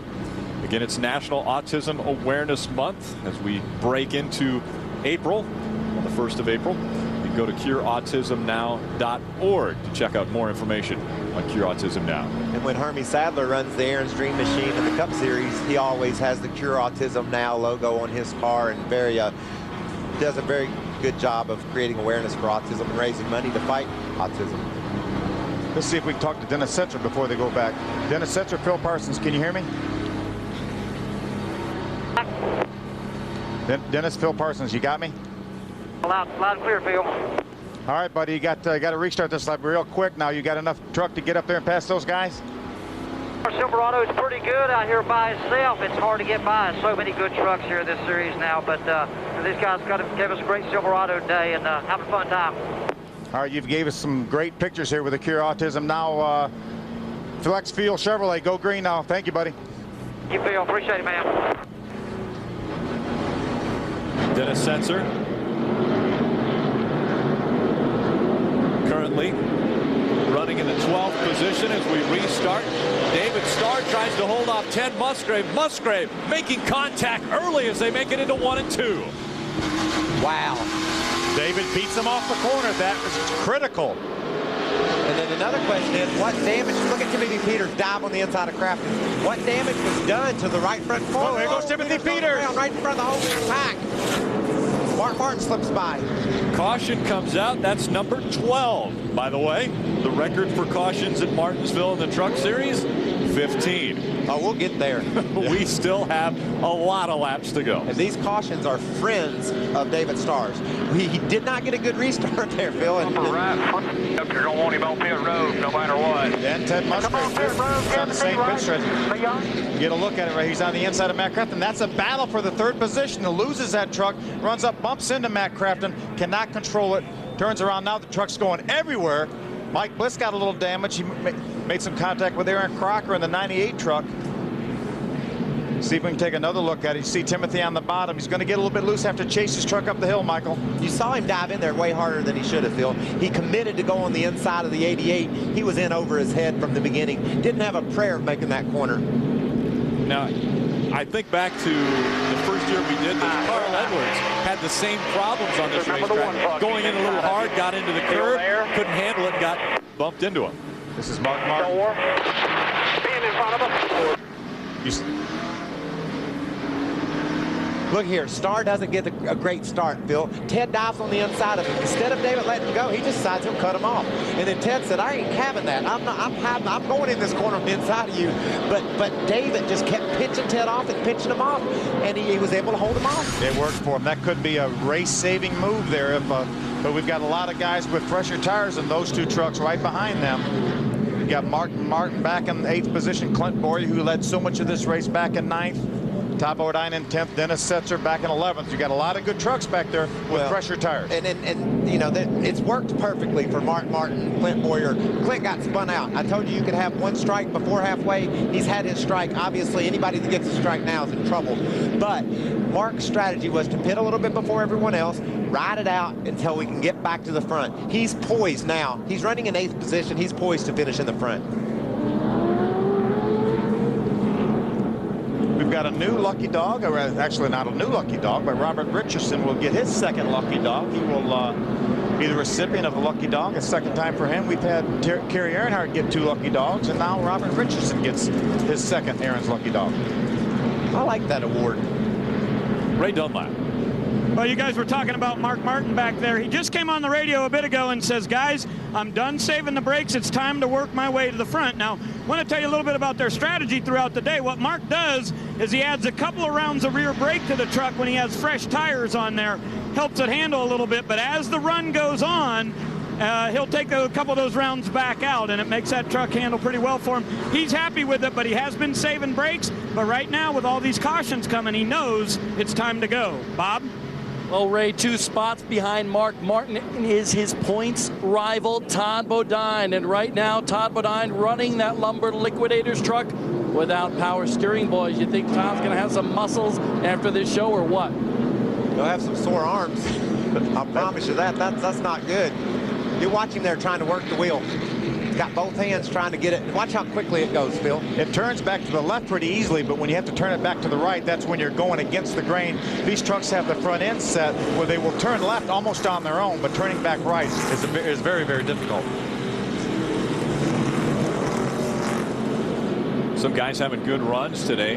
One of those being Matt Crafton in that Menards 88 Chevrolet. We saw him with a contact with Timothy Peters. That's because Timothy Peters drove to the inside, lost control of his truck, ran up and ran into Matt Crafton. But Matt's done a great job. You see him in the 3rd position. That would match his career best finish if he could maintain this 3rd position. He's got a lot of heat behind him. Rudeman's on better tires. Bliss a little bit.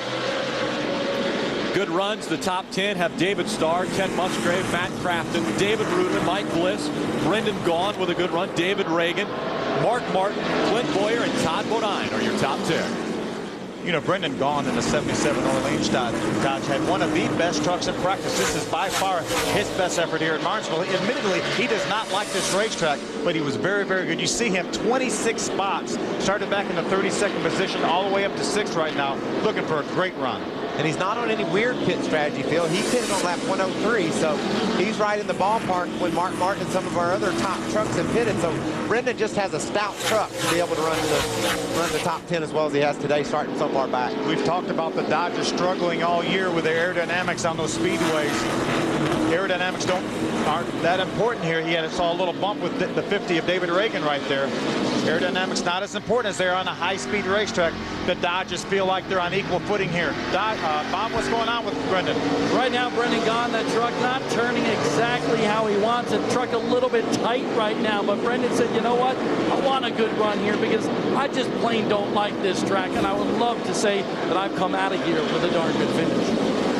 He's got Mark Martin, the Scott's Miracle Grow Ford on the inside. Every position right now Mark Martin can get is going to be very, very critical as he tries to chase down David Starr and Ted Musgrave and all these other fellows up ahead of him. Just behind Mark Martin, that's the Jack Daniels 07 of Clint Boyer.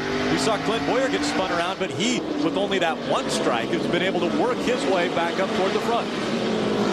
Well, I like the way that the 11 and the 9, our leaders, are driving away from these guys. Ray, what about the 07? He's having to fight his rear end off. Yeah, he really is, Michael. And you remember he came down pit road, and I told you they took no tires. Well, right after that, he went back to the racetrack. I ran down pit road to go cover Mark Martin's stop, and he came back down pit road, and Clint Boyer's team put left sides on his truck. So they did actually get some tires there when they pitted right after lap 123. Lineup. This is getting good. I've been watching them. They've been all four of those trucks have been side by side each other at one point or another. They're all rookies and they're all switching spots. It's like a shell game. Bill Lester, not a rookie in that group, but for the most part, he's stuck right in the middle of a bunch of rookies. You got 99 Eric Darnell, the 75 Spears truck of Eric Almirola. 6th and 7th, David Reagan. He will be jumping into the 6th Ford of Mark Martin's Ford when Mark's not running, and they're running side by side. Mark drove up on the outside of the 50. Can he complete the pass? He looks like he's got a shot at doing it here, bringing the 07 with him. It's like Boyer has decided wherever Mark's going, I'm going to go with him. That's not a bad plan either. So hard to pass on the outside. And David Reagan has a great truck. He had a terrific qualifying effort here, and obviously a teammate to Mark Martin. Mark drove it down real hard in that corner, tried to clear him, is able to get by him. Now Clint Boyer is going to try to do the same thing. Then you've got Todd Bodine, the 30, and the 85 of Dennis Setzer right behind them. Watch, there's Dennis Setzer right there. You see the Lumber Liquidators Toyota of Todd Bodine right in front of him. Dennis is up into the top 10 right now. You see Todd trying to get under Clint Boyer in the 0-7. Looks like he's there. Oh, Boyer ran down in the corner hard, Phil. Stayed ahead of Todd. Couldn't complete the pass on Reagan and almost gave up a spot to Todd Bodine. David Starr still holding on to the top spot. Krista. Well, Ray was just talking about running back and forth on pit road. We've kind of been running back and forth between our top two trucks, the number 11 of David Starr and the number 9 of Ted Musgrave. What a difference on the radio. Ted Musgrave barely says anything at all. Remember, he's a veteran. He's used to running these tracks. And his crew chief, Tom Ackerman, is about equally as quiet. David Starr and his spotter have been exchanging phrases like, beautiful, way to go, great task, working his way through some of these lapped trucks. David Starr just trying to hold on, save the tires, and make it all the way. David Starr just ran his fastest lap of the race about 6 laps ago on lap 174. He ran his fastest lap, and we know he pitted up back on lap 65, so he had almost 110 laps on his tires. Granted, a lot of those laps were caution flag laps, but his tires are as good as they've been the entire race. And that clear racetrack, you see Ted Musgrave running in second. No one around him. He can crank out his fastest laps of the day as well, while Mark Martin, some of the guys that pitted later, are just in the middle of a scrum. At the beginning of the show, both Ray and Krista alluded to saving your equipment. Well, now we even heard Mark Martin saying, all right, I'm not saving it anymore. I've got to move. I've got to go to the front. That is indicative of why we see David Starr run his fastest lap at lap 174. Well, he knows those guys with fresher tires are back there. You see Dennis Setzer looks in on the inside. That's Bobby Hamilton Jr. right there. There's Brendan Gaughan in front of him. Todd lost control of his truck, slid up, and allowed Brendan to get by. In addition to Dennis Setzer. Dennis Setzer now up into the 9th position. Tell you, awfully tough to run that truck that Todd's trying to do without power steering here, especially at one of the shortest racetracks we race on. We've run 10 or 15 laps now under green. I guarantee you, Bill, he's saying, please, somebody spin out. I need a caution and rest my arms.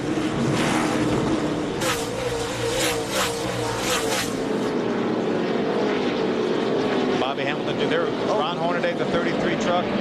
15's got his rear end, his bumper covers broken off, and that might be that caution Todd wants if that'll fall loose. Joy Miller, the 12 truck, able to get by. Now here comes Jack Sprague, the Conway Toyota, getting by. There's Johnny Benson trying to battle back from that spin a number of laps ago. Johnny Benson currently being shown in the 21st position. Ray, what's going on with Jack? Well, remember I told you guys he had pitted at 65 and wasn't coming back down pit road. Well, that all changed because he had a flat left rear tire. They pitted, didn't want to, but had to. Sprague knew it. He got to pit road early, got in here under caution, and got a fresh tire back on that thing. But their strategy didn't get to play out today at Martinsville. Another truck having a great blitz. IWX Chevrolet Mike Bliss got a spin. Track's blocked over turn number 4.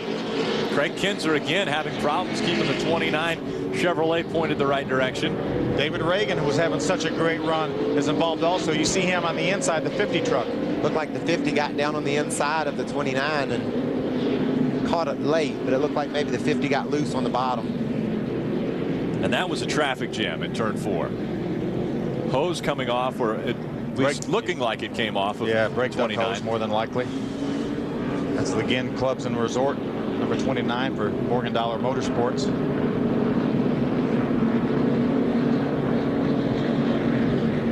So as Craig Kinzer brings out our 13th caution of the day, Robert Richardson receives his 3rd Aaron's Lucky Dog of the race.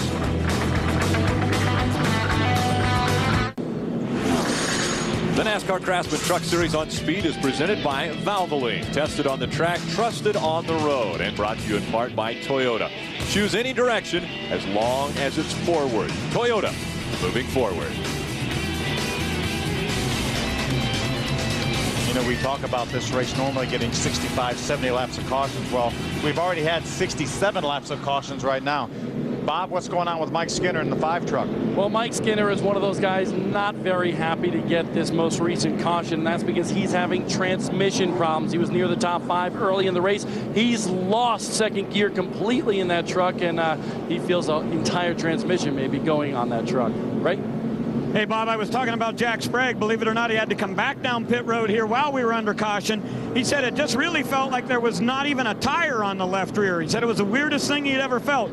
They only changed the left rear when he pitted that other time when it was flat, but he said it just wasn't right. So they let some air out, and they made a wedge adjustment on his truck. He came in 19th. He had been working his way back to the front, but Sprague will be way back in the pack now after pitting again. Out in front of the field, David Starr.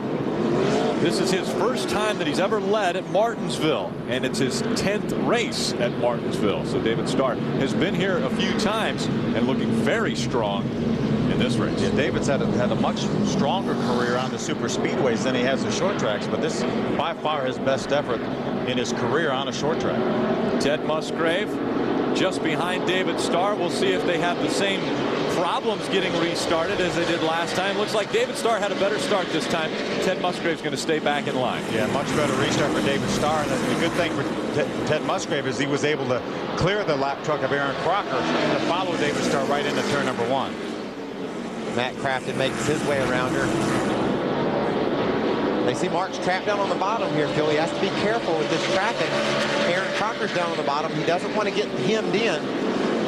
He got by the 16 of Mike Bliss, who's having such a great run. We were just getting ready to talk about Mike Bliss before we had that last caution flag. IWX Chevrolet, Mark Martin able to get by him, but he's still having a great run. There's something wrong with David Reagan. A lot of smoke was coming out of the number 50 Ford when he was going through turns 1 and 2, and now he's almost come to a stop.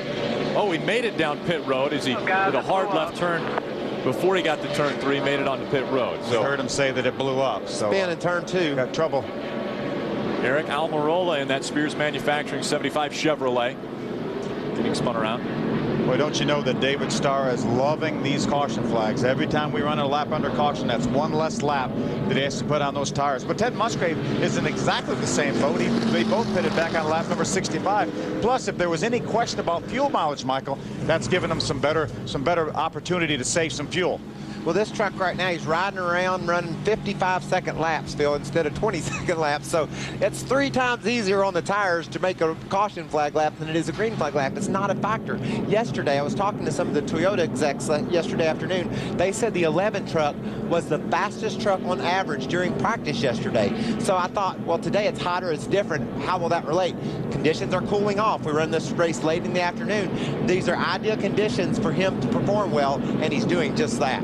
Shadows beginning to come over about half of the racetrack. This is why we're under caution number 14. See the 75 on the outside. He and the 22 of Bill Lester make some contact.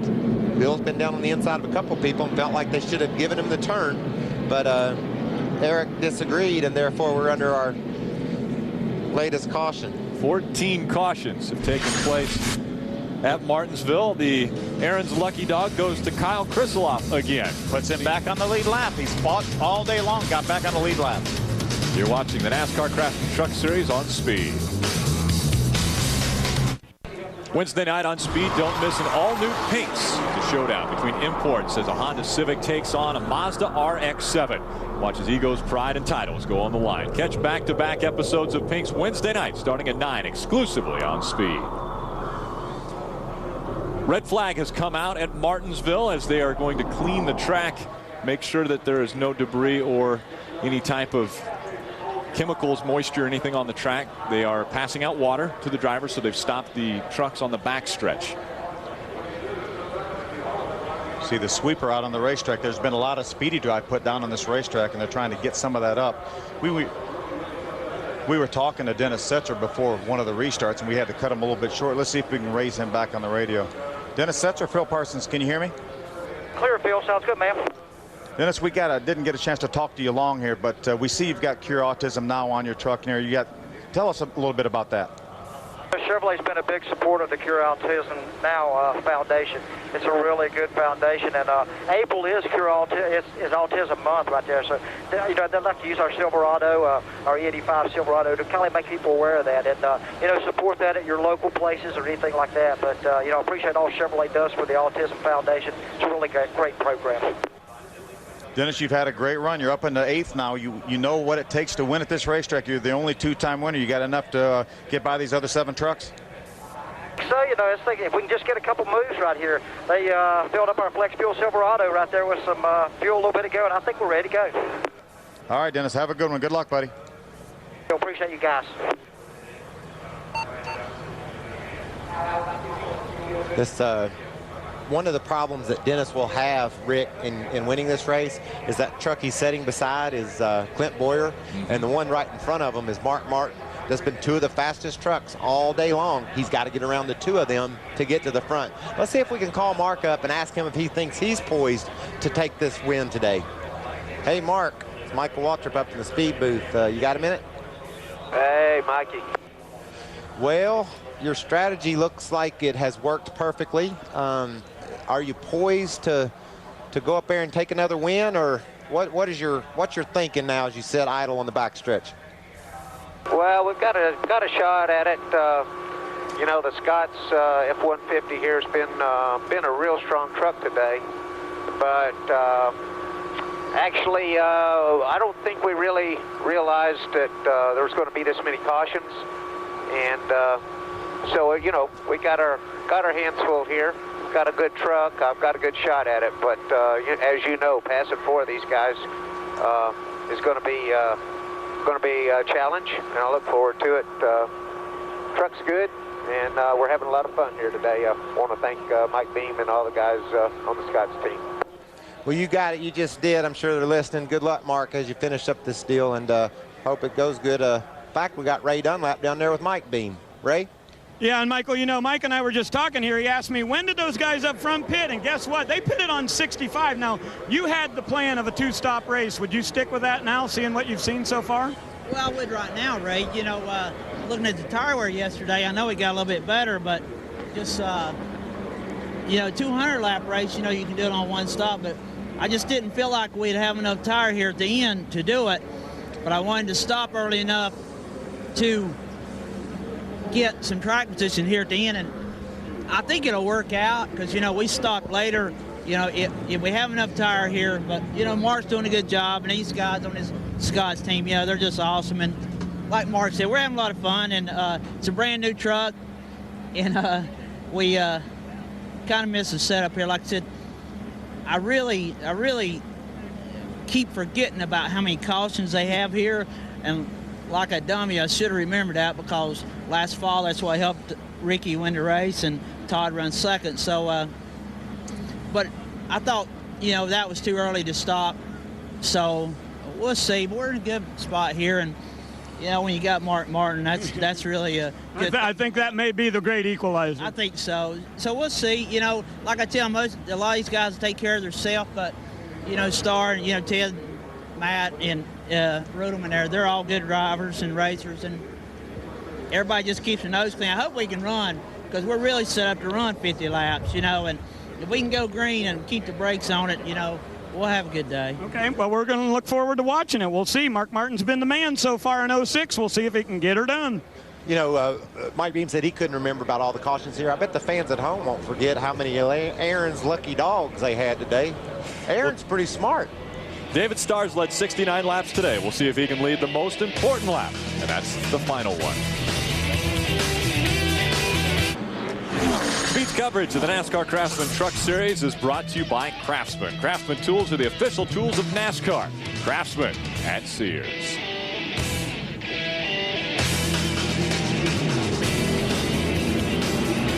Last time David Starr found victory lane, his last win came at Phoenix back in 2004.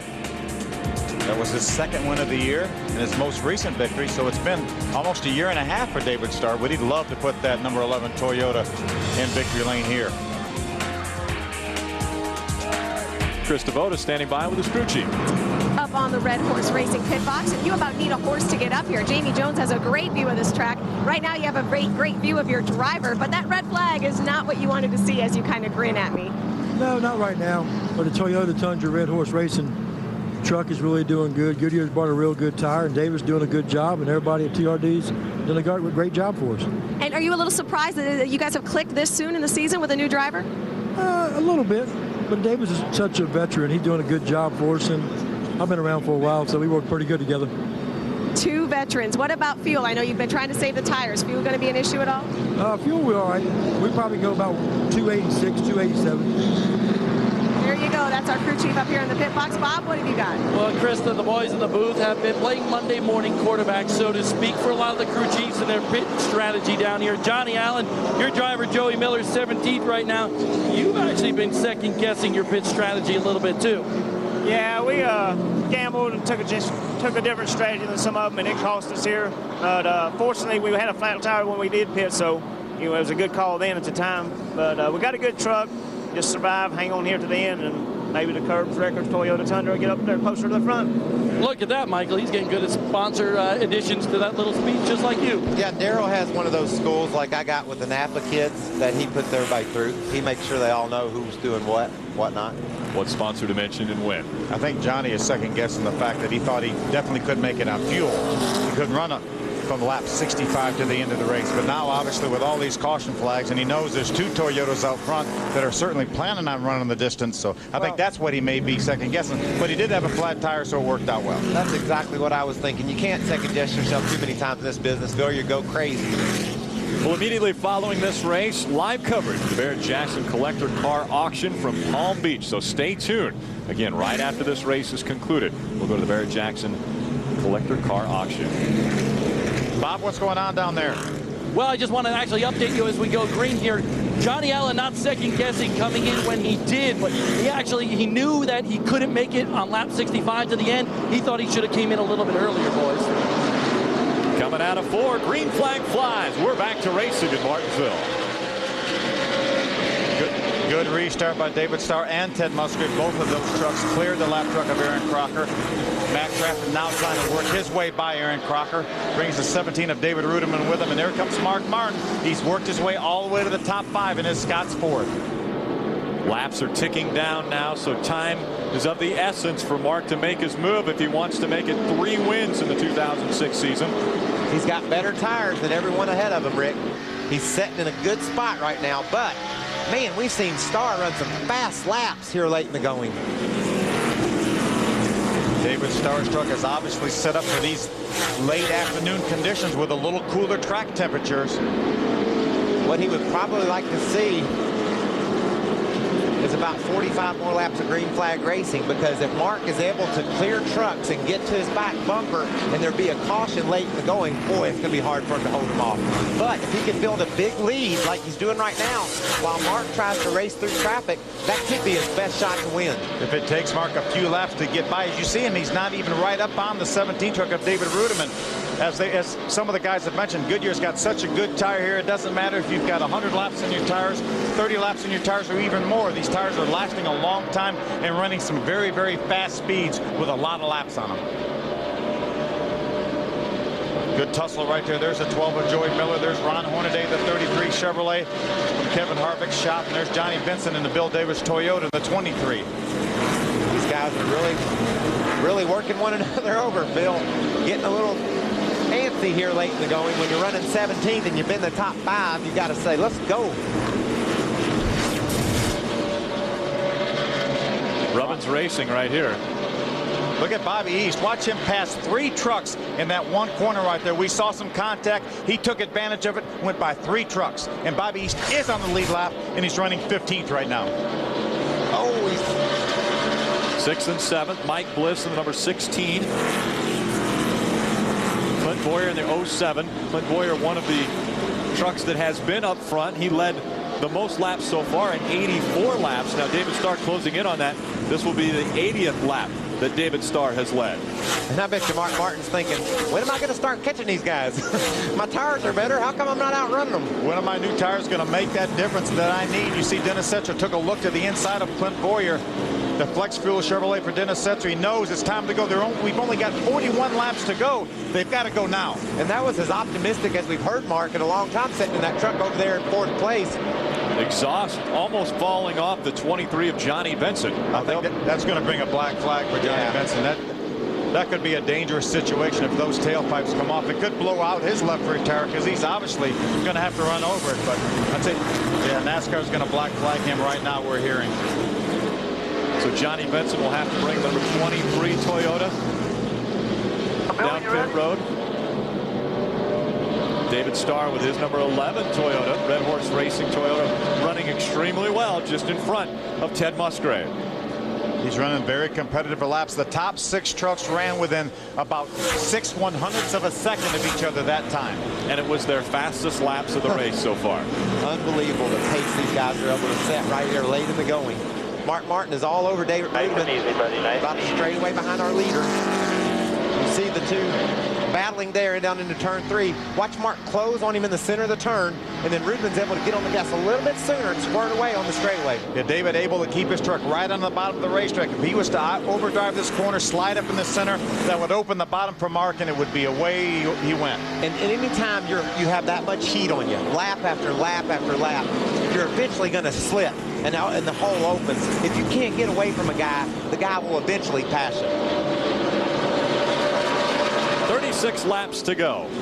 David Starr out in front. Ted Musgrave, Matt Crafton, David Rudeman, and Mark Martin. Johnny Benson did make his way down pit road to remove the tailpipes that were dragging on the racetrack. Ted Musgrave not able to pose much of a challenge for David Starr. He's about a quarter behind. Not able to do anything with David Starr. Michael, as you had mentioned, David Starr loving the fact that it's green flag racing. Mark Martin made the pass. Mike Bliss followed right behind him and was able to get by David Rudeman. You can see behind him there, Setzer's on the inside of Boyer. Couldn't quite get it done, but he's driving all over Boyer. There's a 77 at Brendan gone. Let's see if we can take a look at how Mark Martin was able to make that pass on David Rudeman. You see them coming off turn number 2, I think. You're going to make just the slightest bit of contact. It gets him sideways. He's able to drive by, and Mike Bliss said, "Hey, you open the door. Here I come." Wow, that was nice, wasn't it? That's how you knock a guy out of the way without really knocking him out of the way, without making him mad or anything. Caution 15, tying a record at Martinsville, has come out. Robert Richardson in the number 1 brings it out on lap 217. Pull out in front of them guys. Come on, come on, come on, come on. Spotter letting him know you need to get turned around and go in the right direction. So caution 15 has come out. Robert Richardson bringing this one out at Martinsville. Aaron Crocker receiving the Aaron's lucky dog. So she will get a lap back. Aaron's lucky dog.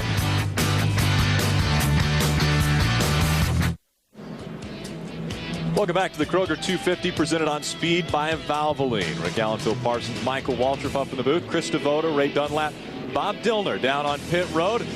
Those of you joining us looking for the Barrett Jackson Car Collector auction, a little bonus coverage from the NASCAR Craftsman Truck Series as we have just over 28 laps to go in this one, and these are the most important as we close in on our first short track race of the season.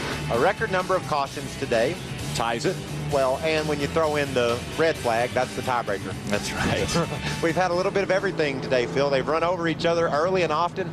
The truck you're looking out of now, the Cure Autism Now, Autism Awareness Month truck, is Dennis Setzer. He's currently sitting in 8th. The truck just ahead of him, Clint Boyer, has been one of the fastest trucks all day long. He's spun, but he's back to the front.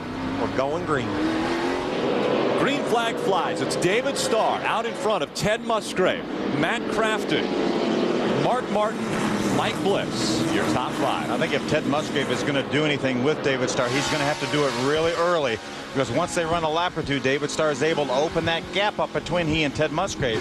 Doesn't look like Ted's able to get his truck turned quite as quick as David Starr, not able to get on the throttle when David Starr does. That's what you want as a driver. Did you see the way that 11 truck just jumped off that corner? He was able to put a truck length on Ted in just 1 second. And Ted's truck sounded good. We were looking at him from his onboard. Listen to Ted here as he gets down to the center of the corner. He's able to use a lot of throttle. Right there, he feathers in the throttle, then he's hard on the throttle before he even gets straight. But David Starr's doing it just a little bit quicker. And he's just driving away a little bit at a time. Now, one of the keys to Mark, for Mark Martin to come from his 4th spot and win this race, will be how fast he's able to dispose of Matt Crafton. Matt can't keep up with Ted. He's leaving the gap between himself and Ted. Mark can't be messing around long trying to get around Matt if he wants to win the race. He really took too long to get by David Rudeman. He didn't have that many laps. Krista, what's going on with Matt? He's having a great run. He certainly is having a great run. Right now he's dealing with trying to hold off Mark Martin and trying to catch those two Toyotas up ahead of him. This is a career tie and a career best run for Matt Crafton that you hold on. It is his best run ever at Martinsville so far. What did he just say on the radio? He said, guys, it's time to get going. His crew chief said, all right, do it. He's in a real tough spot right here, Phil. Mark is noticeably quicker. Good corner. Very good. You got a little rim. Ray Dunlap. Hey guys, when Mark had to get on Rudiman's bumper, he said, look, I didn't really want to do that, but we had given him plenty of chances to move over. They had talked to him through the spotter and said, we think Mark is faster. And they said, well, are you going to go do that now to those front three guys? And Mark says, I'm out of time. He realizes it, that's for sure. And the more laps he spends behind this 88, the further away that 11 gets.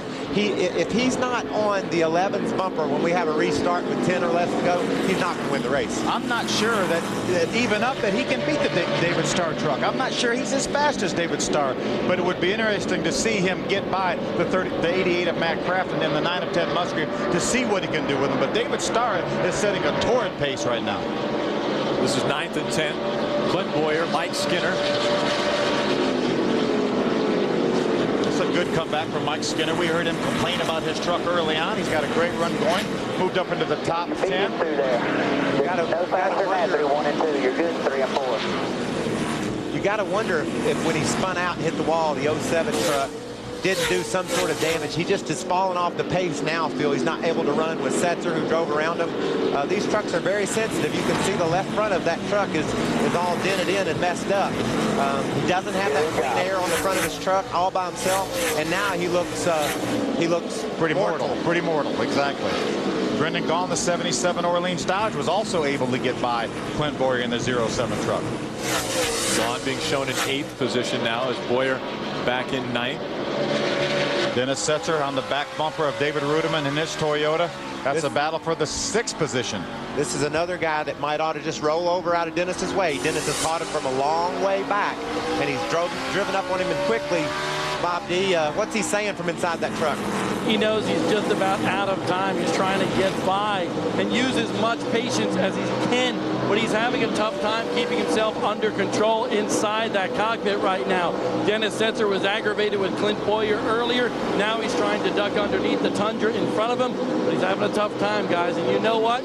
It's a short track. We saw it at Bristol last week. The closing laps of the race. Hey, Michael, you get a little bit mad when you can't get by somebody? You realize you're about out of time. You know, you're just jazzed up. You're right on the chip. You want to go, and you can't without running into a guy. It's so frustrating when you know you have a better car or a truck. Like Mark Martin knows he's got a better truck than Matt Crafton. Dennis Setzer knows he has a better truck than David Rudiman. But this is a difficult racetrack to pass on, and they don't want to just, obviously, Mark, if he wanted just to slam Matt Crafton out of the way, he'd have done it a long time ago. He's going to work on him, but I like the way Mark's respecting Matt. Matt's having his best day of the year. It would be rude just to knock him out of the way, and I think Mark realizes that.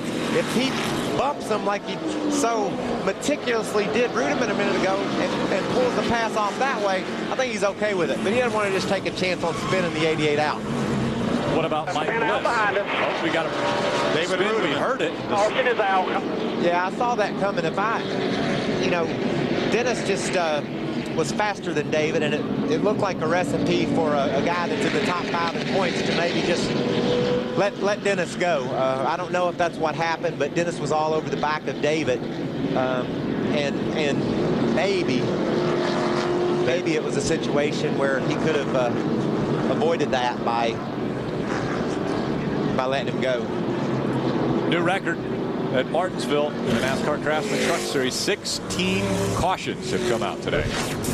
Let's ride with Dennis Setzer here. There's the 17th, David Rudiman, right in front of him. Here's Dennis. See, he's right up underneath him almost. That was a previous corner. Let's see what happens when they get down in turn number 3 here. Dennis looks to the inside, just overdrove the corner, it looked like. And then hit him twice and spun him out. Come on. Caution's out. Yeah, DW not happy about that. And I don't blame him either. And that's really not characteristic of how Dennis Setzer drives. He just overdrove that corner. And he simply made a mistake, made some contact with David Ruderman, and unfortunately David Ruderman's the ones that really going to pay for it. Well, you know, he honked his horn at David down in turn 1. You seen him just bump him. Yeah. And then I think at that point he just said, well, I've given you the warning. Yeah. I'm coming through, but that's not how you're supposed to race. Erin Crocker is back on the lap, receiving her second Erin's Lucky Dog of the race. And so it's Erin's Lucky Dog. Not spelled the same. No. I think it's better on older tires. Heard Erin tell her crew that her truck is better on older tires. She ran her fastest lap on lap 143. Come on. She's done a little bit of damage to the right front of that truck. Sounds like she may be coming in for right side tires. She needs to be careful, not pass too many trucks. You're not allowed to pull up the pit. She's going to get her dog. Going to get that dog. They were told in the drivers' meeting, everyone pull to the inside. Make sure they see you now. We don't need them to knock the fender in. Keith Barnwell saying, don't get too rambunctious here. And Wayne Auten, the series director in the drivers' meeting, said if you don't move over for our Lucky Dog recipient, then we're going to move you over and bring you in the pit. So as you can see, all the drivers moving over, giving her plenty of room so she can make her way around our leader and catch back up to the field. That will put her on the lead lap. She has received the Lucky Dog a couple times now here toward the end of this race. Looking at 20 laps remaining, or excuse me, 10 laps remaining when they 10 to go. Erin, the start-finish line. Erin just slipped in with her second Lucky Dog with just more than 10 laps to go. Now we're going to have a single file restart, Phil. This is a break for, I think it might be a break for for David and Ted, because David's just so fast. He's not going to have to worry about anybody getting on the inside of him and knocking him up out of the way, a lap truck. But, you know, and then Ted doesn't have to clear a lap truck to get back to David. But David's so fast, I don't see how he's going to be able to do anything with him. But it's also critical for David Starr not to spin the tires and not to miss a gear. I think if he keeps his truck straight on the racetrack, stays on the bottom when he gets down to turn 1, keeps Ted Musgrave behind him, I think he's got a great shot at going on and winning this race. But again, Ted Musgrave, his best opportunity is going to come right here on the restart. He may have to muscle him a little bit when he gets through 1 and 2, because I think that's the only time he's going to be close enough to get to his rear bumper. Folks, you're not going to want to blink, because they go around this racetrack in about 20 seconds, and with only, well, 9 laps when they go across the start-finish line, it is going to be a very quick end to this race. Again, a reminder, if you're tuned in for the Barrett-Jackson collector car auction from Palm Beach, that will be immediately following this race, so stay tuned. Again, that comes up next, immediately following the conclusion of this one, and it looks as though they're going to go around again before they'll get the green flag. And I would guess we only probably got one more caution left before we decide who's going to win this thing. These guys will battle hard over these last 7 or 8 laps whenever we go back to green flag racing. NASCAR found a piece of debris down in turn 1 and 2, elected to clean that up. That shows you how hard we race. That's the leader, Phil. Yeah, and he's got probably some of the least amount of damage on his truck of anybody in the field. We've seen a lot of trucks with a lot of damage, but David Starr's done such a great job. He didn't start right up front, but he had some great pit strategy, he and Jamie Jones, and he inherited the lead, but once he got it, he's been fast. Go. 1 to go when you get here. There's Marcus Ambrose in his first ever Craftsman Truck Series start. He's got just a little bit of damage at petfinder.com. A little bit of damage? Just a little bit of damage. See a new radiator in that. That's one of our new radiators. Looks pretty neat how he kept his bottom of his bumper. He just lost the top of it. That's right. And the radiator, unfortunately. Next time the NASCAR Craftsman Truck Series is on track, Saturday, April 29th. That's Gateway International Speedway in St. Louis, Missouri. The Dodge Ram Tough 200. That begins at 8 p.m. Eastern. Got a full 3 weeks. A lot of these teams are going to need that time to straighten these trucks out. Some of these heck will run the same truck at St. Louis, and they're going to have to do a little bit of body damage on the majority of these trucks. That will be race number 5 for the NASCAR Craftsman Truck Series. And again, the top 30 in owners points will be used to lock into the field there. That will be the first time we've strayed away from the 2005 owner points that we've set the first 4 race fields up to this point. Ted Musgrave, the Team ASC Germain Toyota right there. He knows he's going to have to get maybe one of the best restarts of his career to try to do anything with David Starr. He already got one of the best restarts of his career 2 or 3 restarts ago, got all the way up beside Starr, but he was just able to hold him off. David jumped off early. NASCAR doesn't like that. You can see he's on the gas way early back in the corner. Fortunately for him, it may look not too bad because Ted Musgrave's only a truck length behind him, but it looks like he went awfully early There you go. Just hit your mark. prior to the restart point.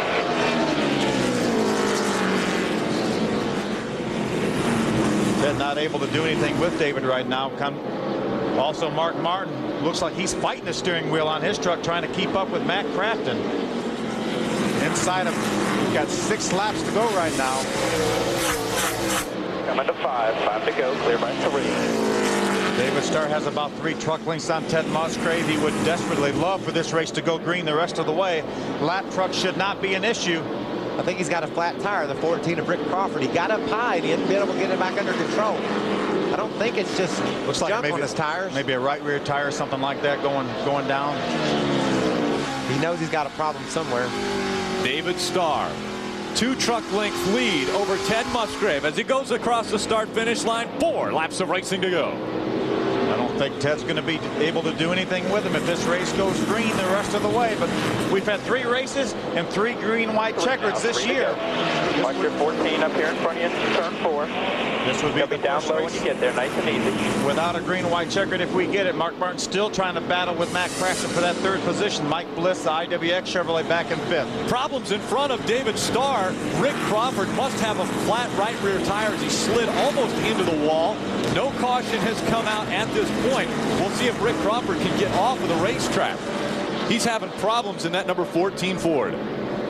He's going to stay on the racetrack. Meanwhile, 2 laps of racing to go for David Starr. David Starr's just hoping that the caution flag don't fly, that a guy doesn't run into another cat and spin him around, make him do this one more time. That's what he's hoping. If he can get to the start-finish line with 1 lap to go, even if there is a caution, they will not restart this race. He made it. He's at the start-finish line. 1 lap to go. White flag has come out. Under a half mile to go for David Starr, looking for win number 4 in his career. Down the backstretch, he's got a 5 truck length over Ted Musgrave. What a great run today by David Starr. David Starr comes out of turn number 4, and he will win the Kroger 250. Matt Crafton in 3rd. Tying his career best. Brendan Gaughan in 6th. It's good to see these guys have good runs.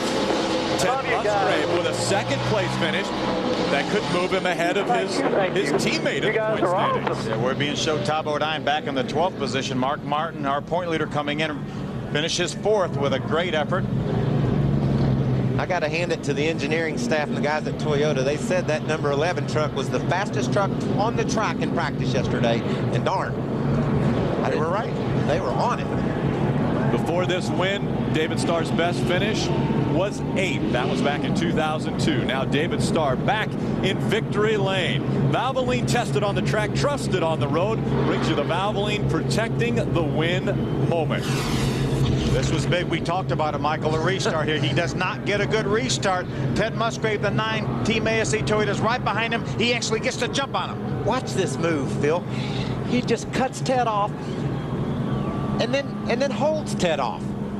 You know, that was what, 80 laps ago or something like that? We said that could be the race protecting win for, I mean, the move to win that race for him, and I think it was. Krista, I believe you caught up with the winning crew chief.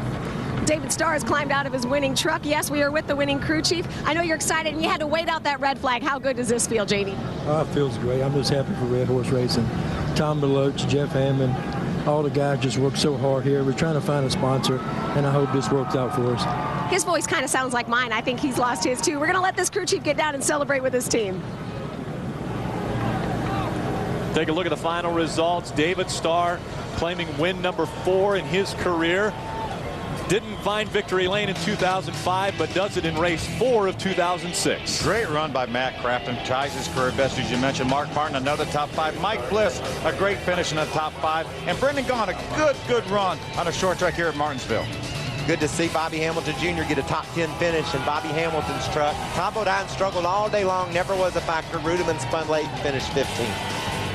Aaron Crocker finishing on the lead lap Steve Park out first of this race.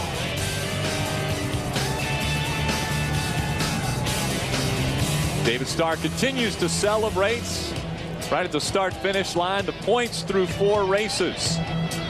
Mark Martin holding a 55-point lead over Ted Musgrave, who now moves into second in front of his teammate by just 3 points. David Starr jumps up in the top 5 by virtue of this win, up in the 5th position. Let's go down to Chris Devoto. Well, it's been a very athletic David Starr as he hugs his crew chief, Jamie Jones. He climbed out of the truck, was waving the checkered flag, doing a little bit of a dance down here. Bit of an emotional time for a brand new team, a new driver with this number 11 team. We're going to see if we can work our way in and get some congratulatory words from our big winner.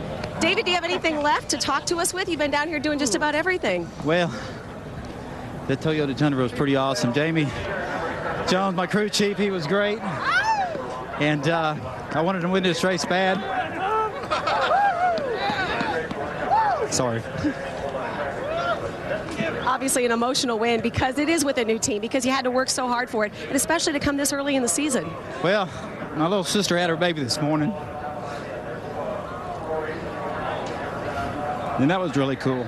It just stops it right here. Love you, Melissa. That's a very busy day right there. Congratulations, David Starr, our winner in Martinsville. David Starr, an emotional day for him. Becomes an uncle and holds the checkered flag at Martinsville. Had to work hard at this one. He led 121 laps. Only 3 other drivers were out front of the field. Our next race in 3 weeks from St. Louis, Missouri. And that will be at the Gateway International Speedway. Everyone thought Mark Martin would be the man to beat here, but it ended up being David Starr, the man to beat, as he dominates his run at Martinsville.